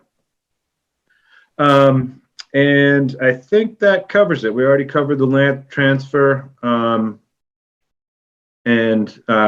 that the hearing is going to be continued. So, one other question, Nathaniel, with that longer run, do you have to substantially increase your pump size or equipment that we discussed, or does that in any way change what we've discussed previously at the wellhead? No, it doesn't. We will still bring a truck in there, and to install, they need to lower the pump into the well. It's not going to be, there isn't going to be any more equipment other than just a longer hose. And everything in there is temporary.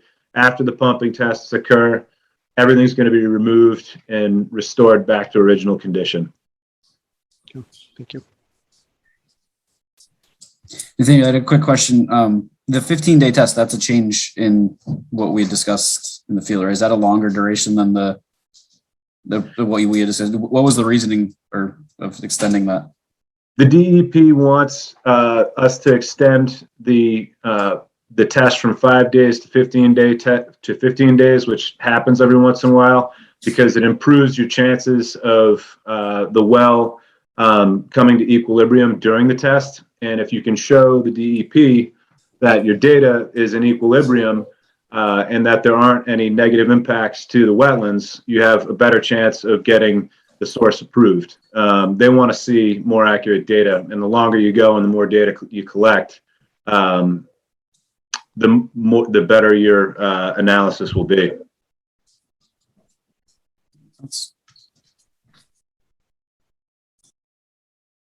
Do you need transducers or anything on Beaver Brook to ensure that you're not backing water up there? Yes. What we'll do for the pumping tests is we'll install piezometers and staff gauges, and also the test wells that are already existing on site.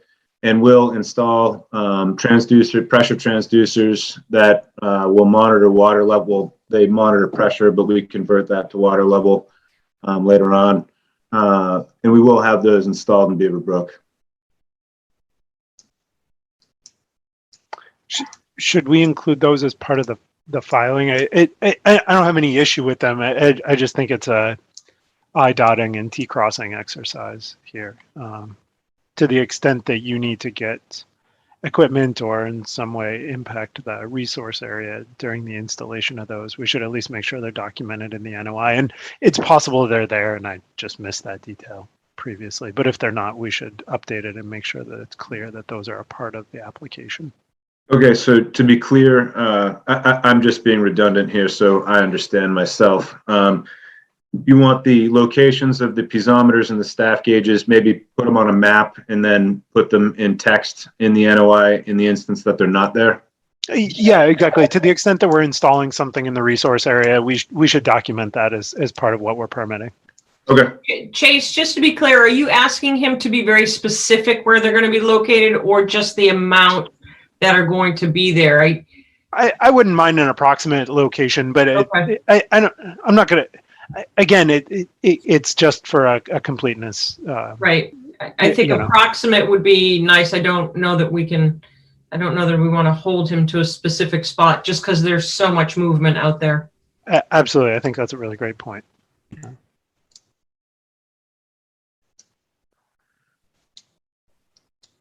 I'm just writing. I'm sorry.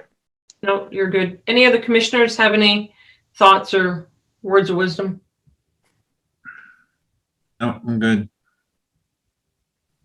Did you want to see any reporting on the results of the 8-hour before they do the 15-day? The 15 days not going to happen this year, is that correct? Or when would that? Yeah, it's required by the DEP to happen during the summer. I think it's June through September when water levels are lowest and you're most likely to see impacts. Yeah, I think, well, I guess we discussed that on our site walk, right? That Dana would come back in with the 8-hour test data and kind of give us a rundown on how that went, since we'll have so much time before that longer test. Here's a question for the more ecologically minded among us. Does adding a substantial amount of flow in what is normally low flow conditions impact the bugs and bunnies in some way that we should be aware of or think about? I don't intend that to be a leading question. I truly don't know the answer. I'd hope if Mass DEP was the ones to recommend putting it into that situation, that you would hope, but Yeah, not necessarily. I mean, they've all evolved to deal with these kind of fluctuations. So I'd be more concerned just making sure a beaver doesn't get into that culvert in the meantime.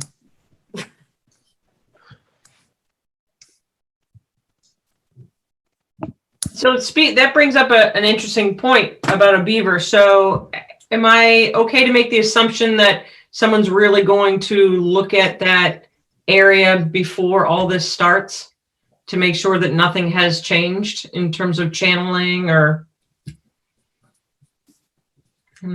Is that question for me, Sarah? Yes, yep.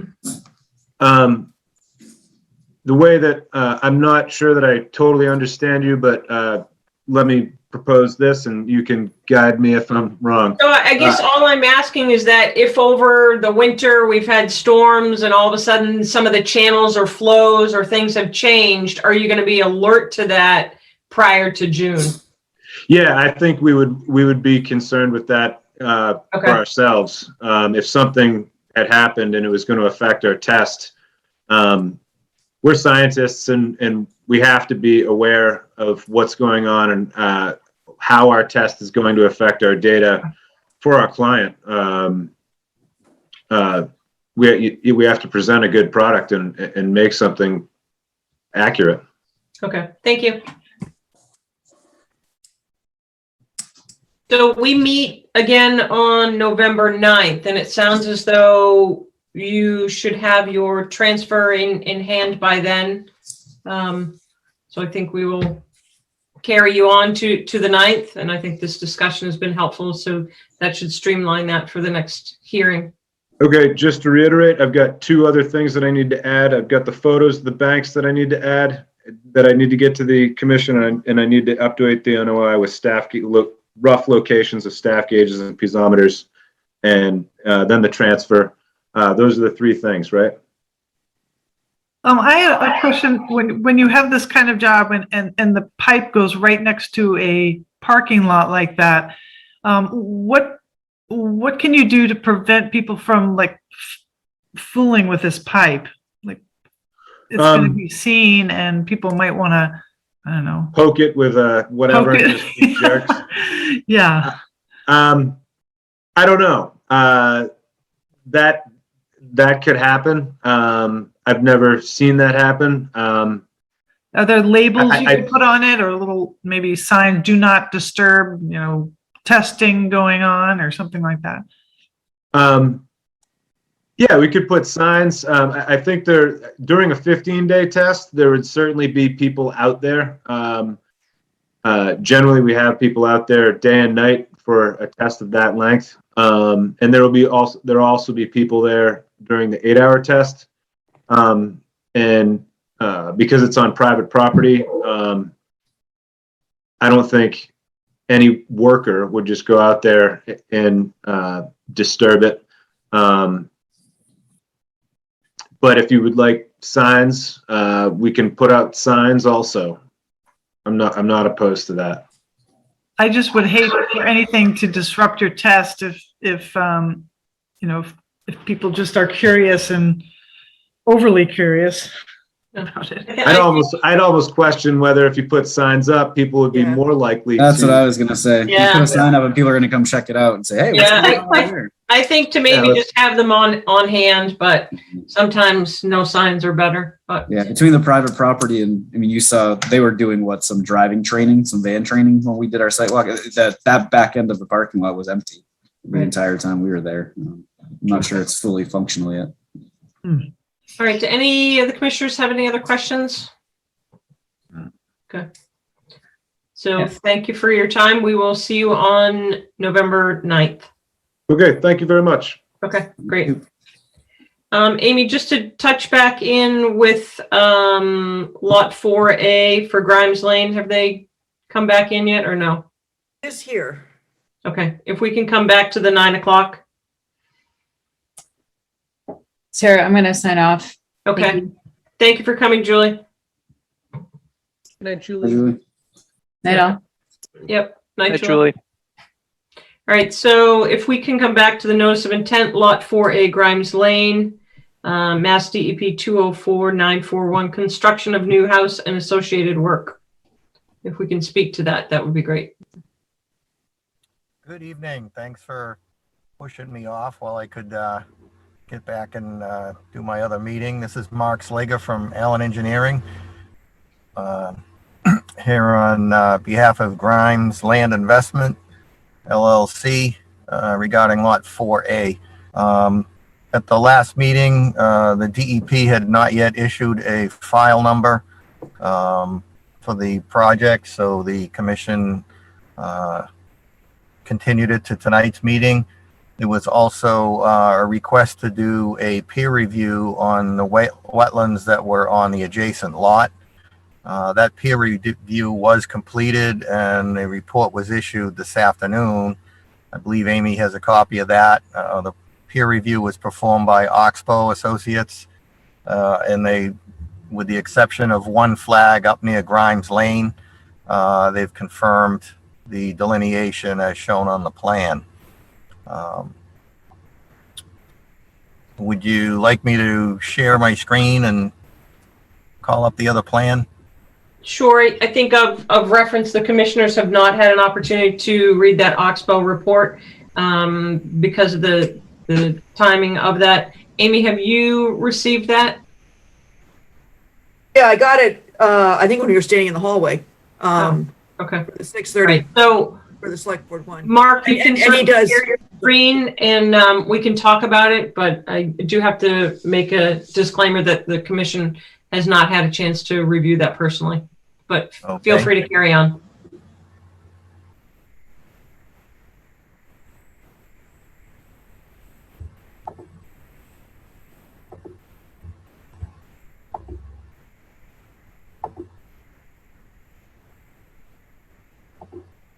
All right, let me put this.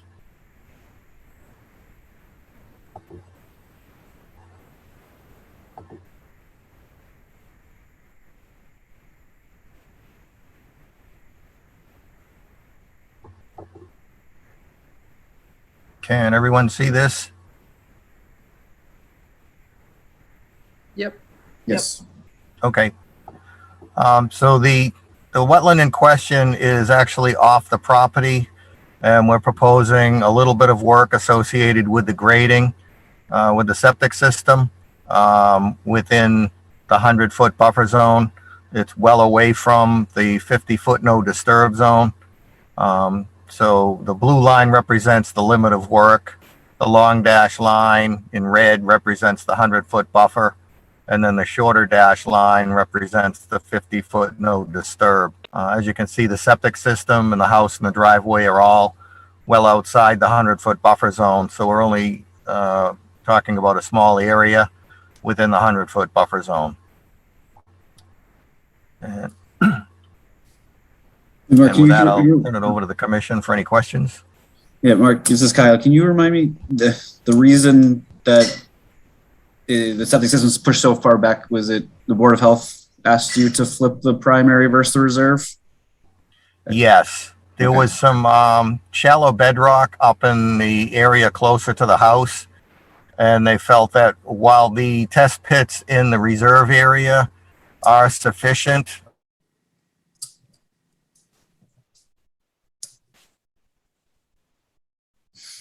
No.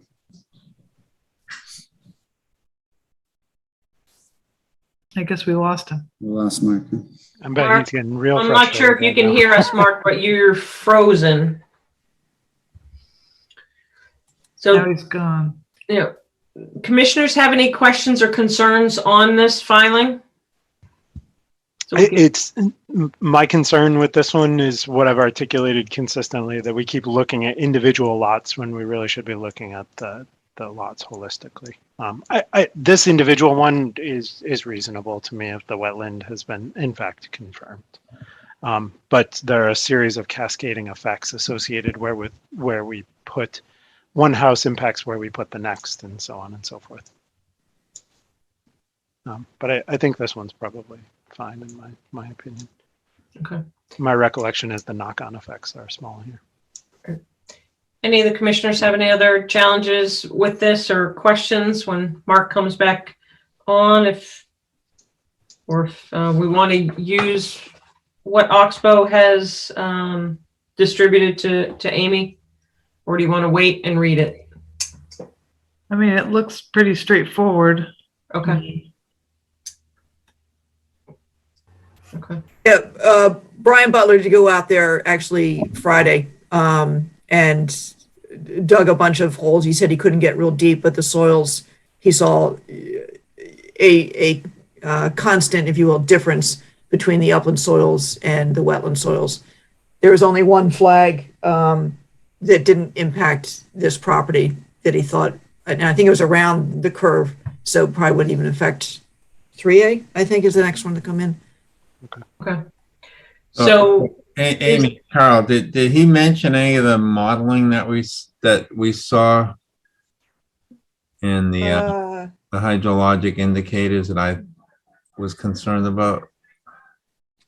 He said, I think this is wetland. Pardon? welcome back, Mark. That wetland C, which is, I believe, the one on this property, examination of the soil profiles in the rocky matrix were found to be consistently upland in character, despite the anomalous plant community characteristics. Soils up gradient of the boundary were similar to the profile documented approximately 700 feet from wetlands 2C to 3C.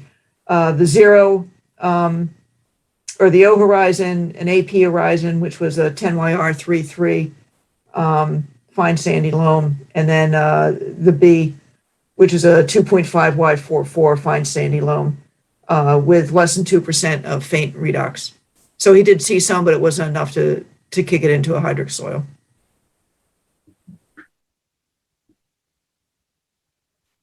Are you content with that, Carl? Or do you want to wait and look at read the report?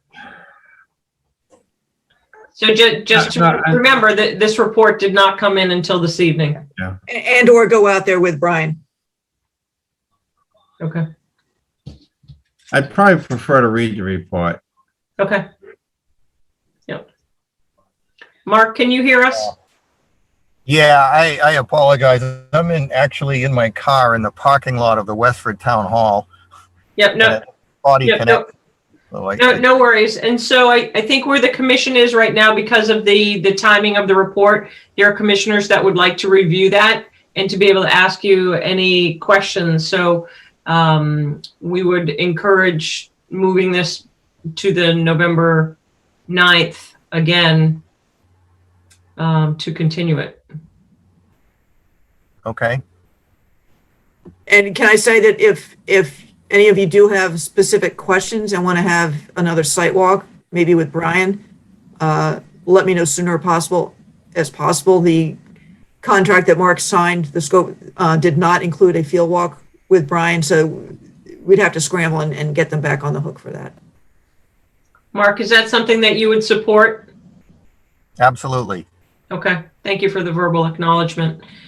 So I would ask the commissioners, so this is Monday, if you have a chance to read that, if you can get any feedback to Amy really Wednesday. That way we could ask to set up a meeting with Brian prior to November 9th meeting. Does that sound agreeable, Mark? Yes. Okay. All righty. Thank you for joining us. Okay, thank you. Okay, thank you. Okay, so we are going to now open the 9:30 continued public hearing notice of intent, 628 Newtown Road, which is known as DEP 204. Oh, never mind. I do not have a number on that. Sorry about that. No, Okay. there's not. Right. Okay. I see we have the applicant and John on. How many, I know I have had an opportunity to go out on site. Commissioners, I believe, at some of the last meetings have been asked to go out. So I will ask the homeowners, or John, if you'd like to come on and address any changes or thoughts. Hi, this is John Field. Good evening. Welcome. So at the last hearing, as you say, you had asked to visit. Unfortunately, I was not able to attend that visit. So I'm here to answer any questions that you have, as well as Kartik. Is there a plan that either of you that would like to pull that up as a refresher for the commissioners? Sure. Thank you.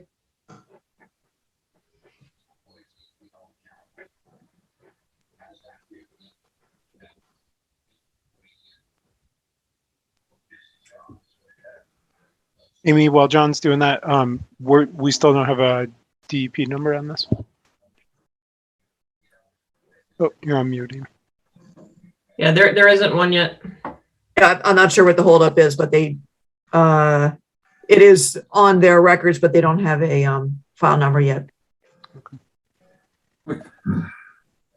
John, do you want to screen share? Yes, I'm just. Which property is this, Amy? 628 Newtown? Across from Crestview, the island. It's the island? Okay. Yes. It's the island. Yep. So, John, if you want to just do a quick overview of what they're requesting, that would be helpful for the commissioners. Yeah, so the existing approved driveway is gravel.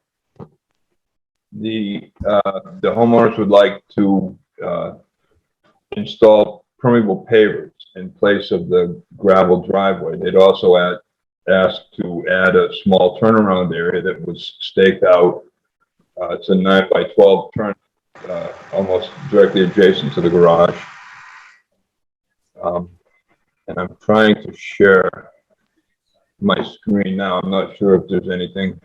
You got Yep, it. we see your CAD file. Okay, all right. So the hatch area is the proposed permeable paver. It roughly goes directly over what was approved in terms of the original driveway. I think the major difference is from the original order of conditions plan, the crossing is slightly canted up by the roadway, so the driveway isn't a straight shot as it was shown from the garage. I have an overlay of the existing and approved driveway that's shown in the blue hatching here. That's the edge of it, along with the magenta hatching that is the permeable pavers. There's a slight increase of about 100 square feet from the original order of conditions approval to the permeable pavers.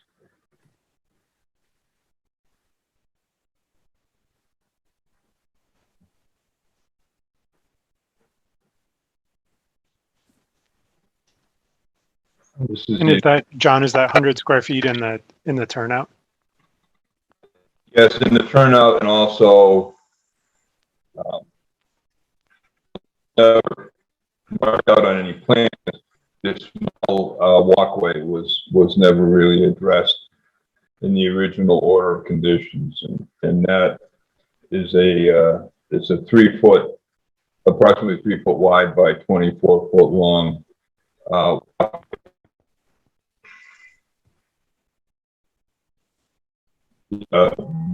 Slightly narrower than the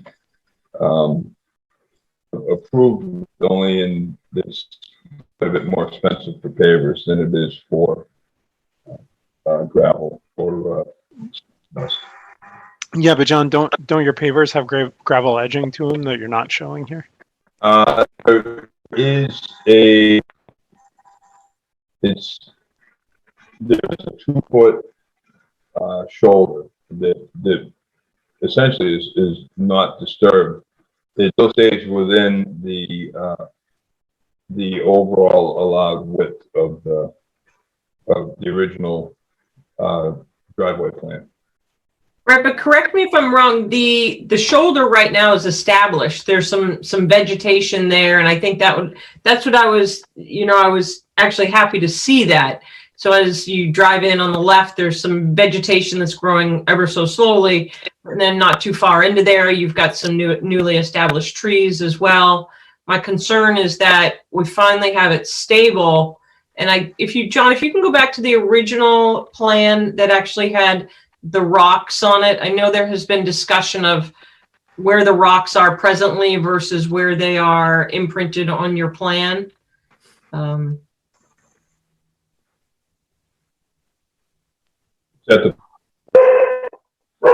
on.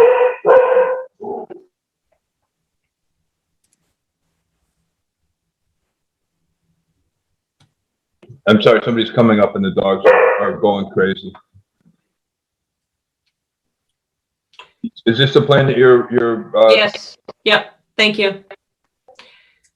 So you have one of the owners on as well. Do the commissioners have questions or any concerns that they'd like to share regarding this deeper development of the road?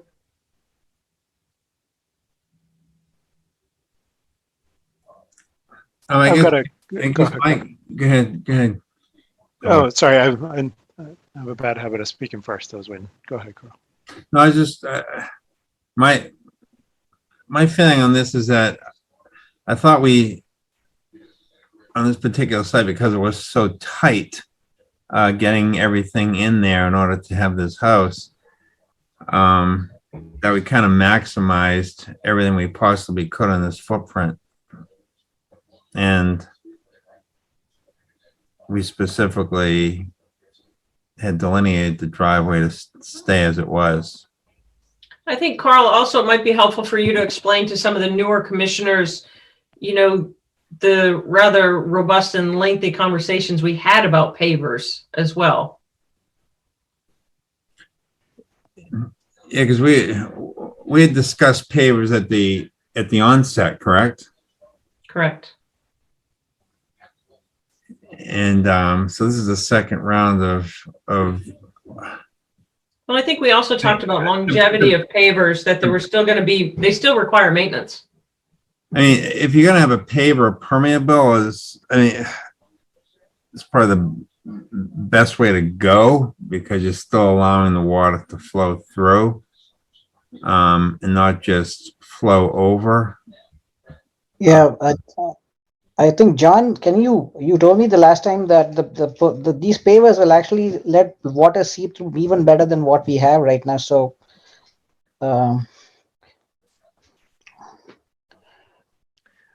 Chase, you had questions for the applicant? Not a question, a statement, and it's exactly along this line of thinking.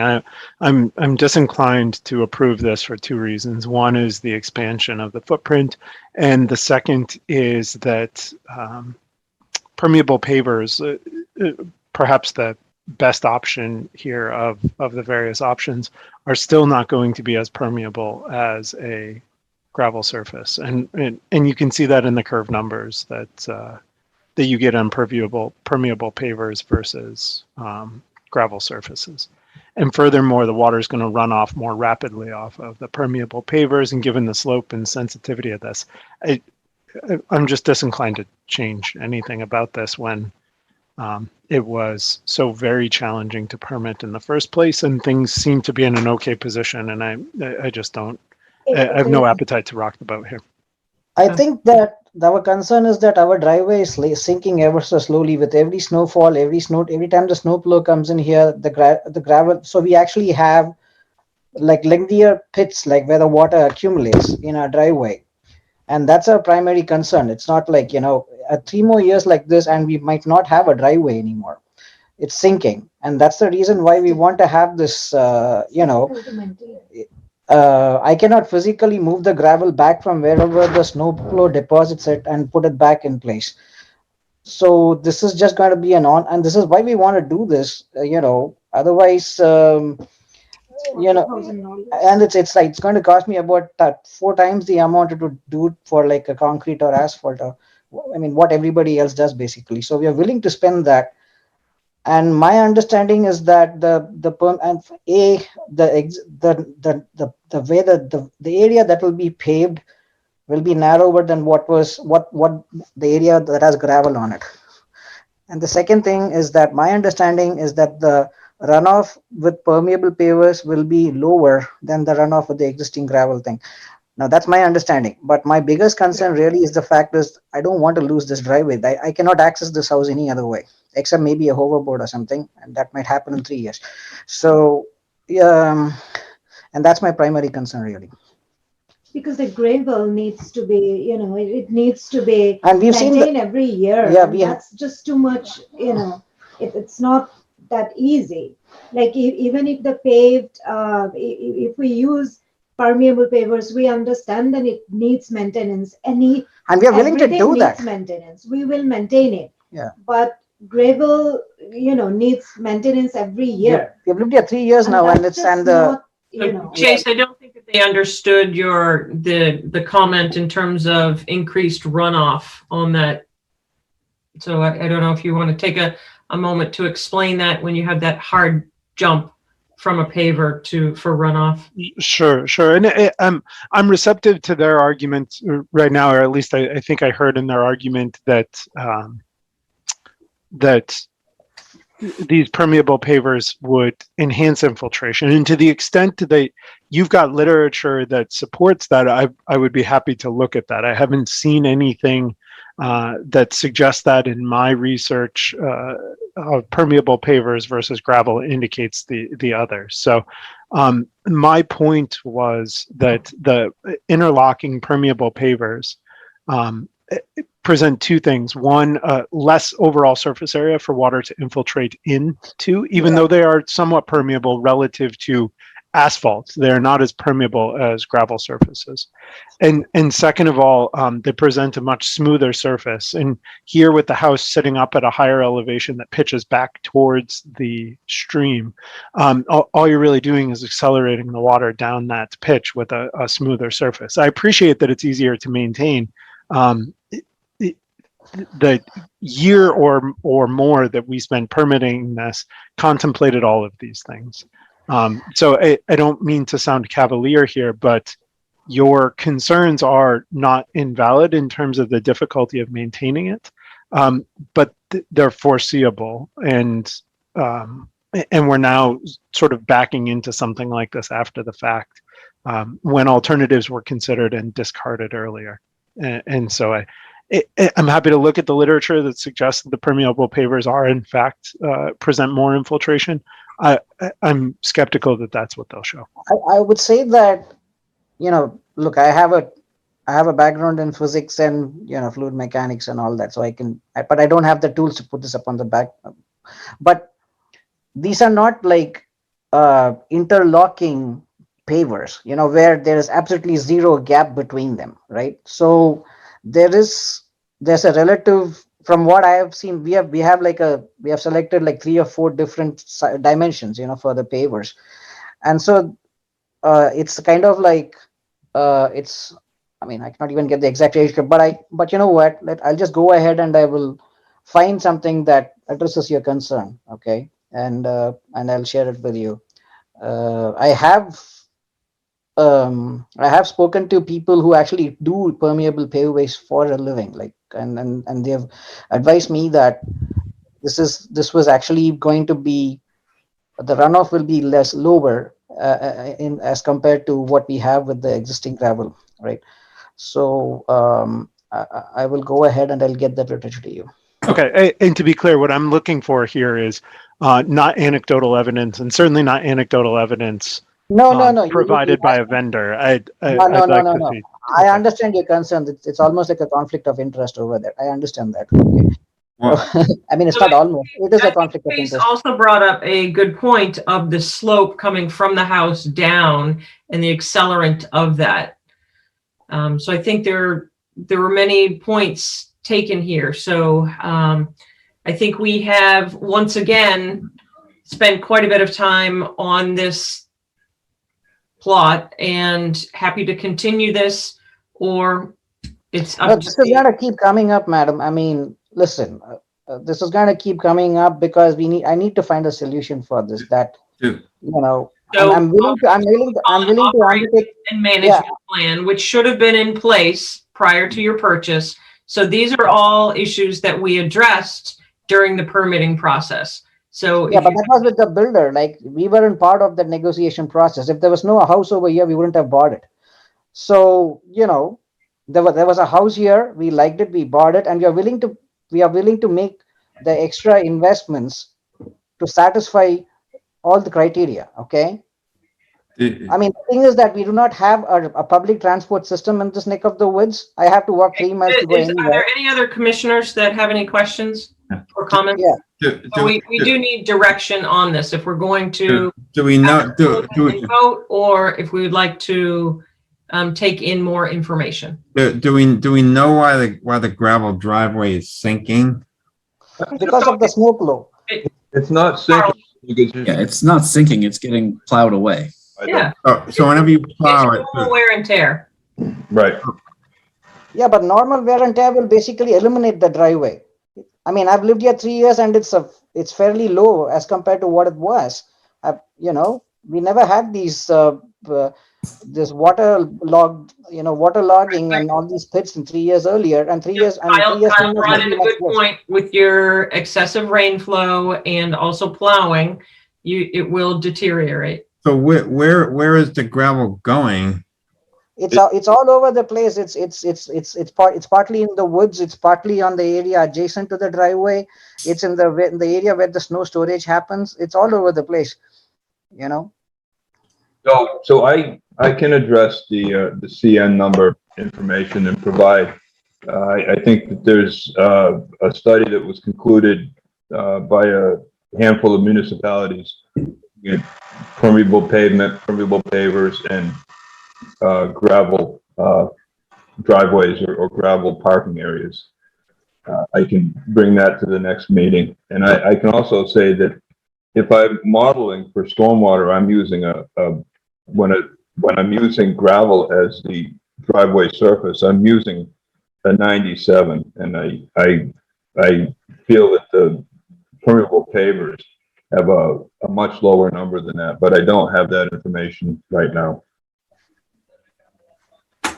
With the commission, okay. So what I'm hearing is that you would like to present more information. So with that in hand, would you like to continue this to November 9th? If you're asking me, yes. Okay.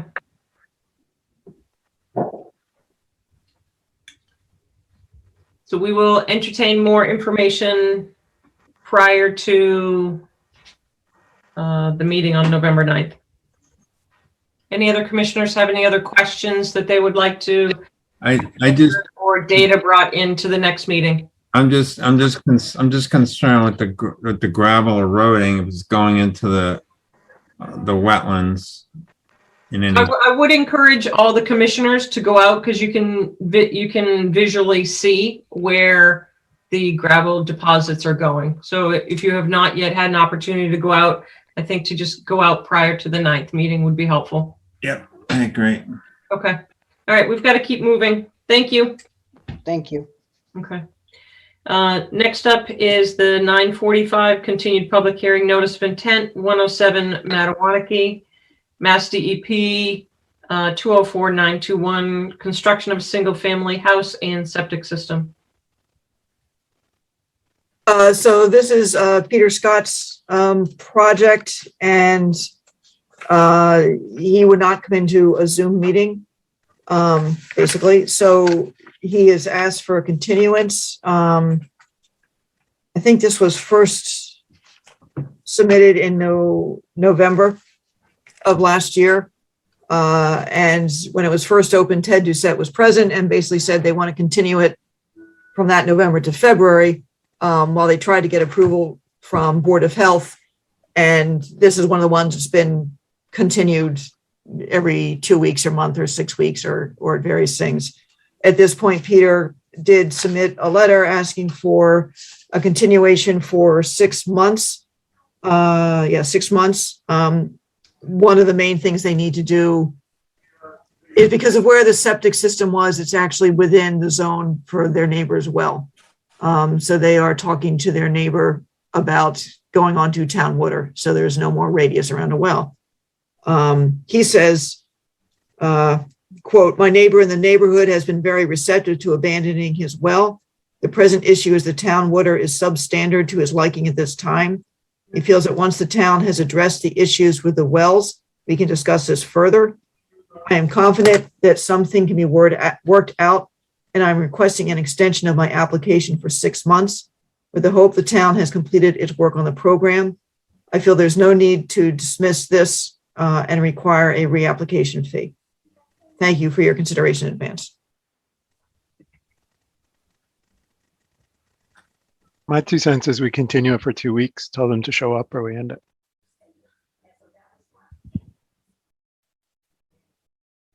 A second, Chase.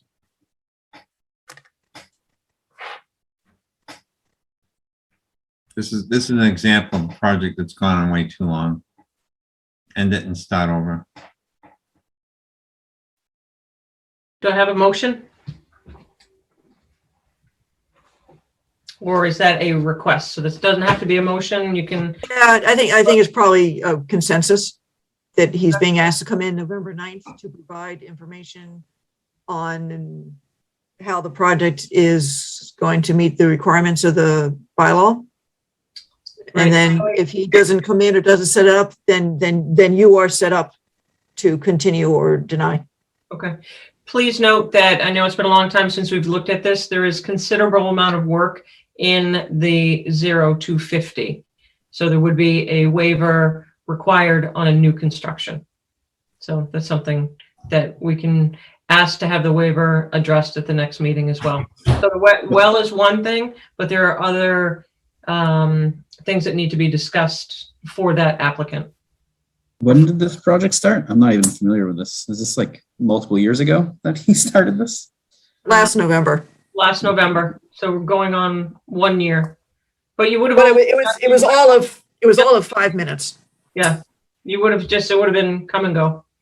So we'll have in the packet for the next meeting, Amy, if you could just put that that plot plan in as a refresher, that would be great. And I'm going to tell him if he doesn't want to come to the Zoom meeting, I will meet him at town hall and he can join me on the computer, because he's saying he won't come to a Zoom meeting. I'm not sure that's necessary, Amy. Well, it's his choice. This is what the state attorney general's office has approved in terms of public meetings. Everybody else can figure it out. The library will be open at that time, well, I guess probably not in the evenings, but I don't think it's presumptuous to believe that he can call into the meeting. Or send his engineer. Yes, he doesn't have to. The applicant doesn't need to be here, but his representative. Why can't his engineer represent him? Right. Right, and you can use a phone. Yes, right. He can quite literally call in. That's fine. Okay. Okay, so Amy, you've got your You got it. Yep. passed on that. Okay, so let's go back. We are 10:05. We're going to do the 9:50, which is continued public hearing notice of intent 3 Sawyer Lane, Mass DEP 204-943, repair of the sinkhole in the driveway, which was already done. Which is already done. Yes. So they finally got the DEP number. So basically, we just need a motion to close this and issue the order of conditions and just wait kind of in the spring and see when the grass grows. Do we have anyone that would like to do that? I'll move to close the public hearing and issue an order of conditions for Mass DEP number 204-0943 for 3 Sawyer Lane. May I have a second?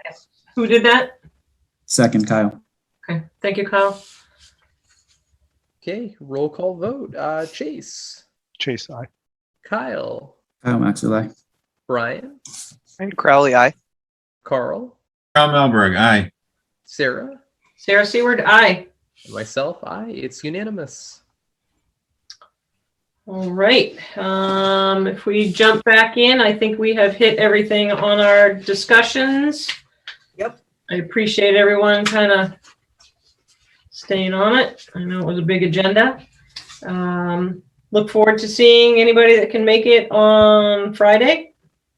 And Amy, if you can send out a reminder on Thursday, that would be awesome. Yeah. Okay, does anyone have anything else? No. If I may have a motion to adjourn, it is 10:08. A motion to adjourn. Second. October 18th meeting at 10:07. Second. Excellent. Need a roll call. I guess so. All right, Chase. Chase, aye. Kyle. Kyle Maxwell, aye. Brian. And Crowley, aye. Carl. Carl Melberg, aye.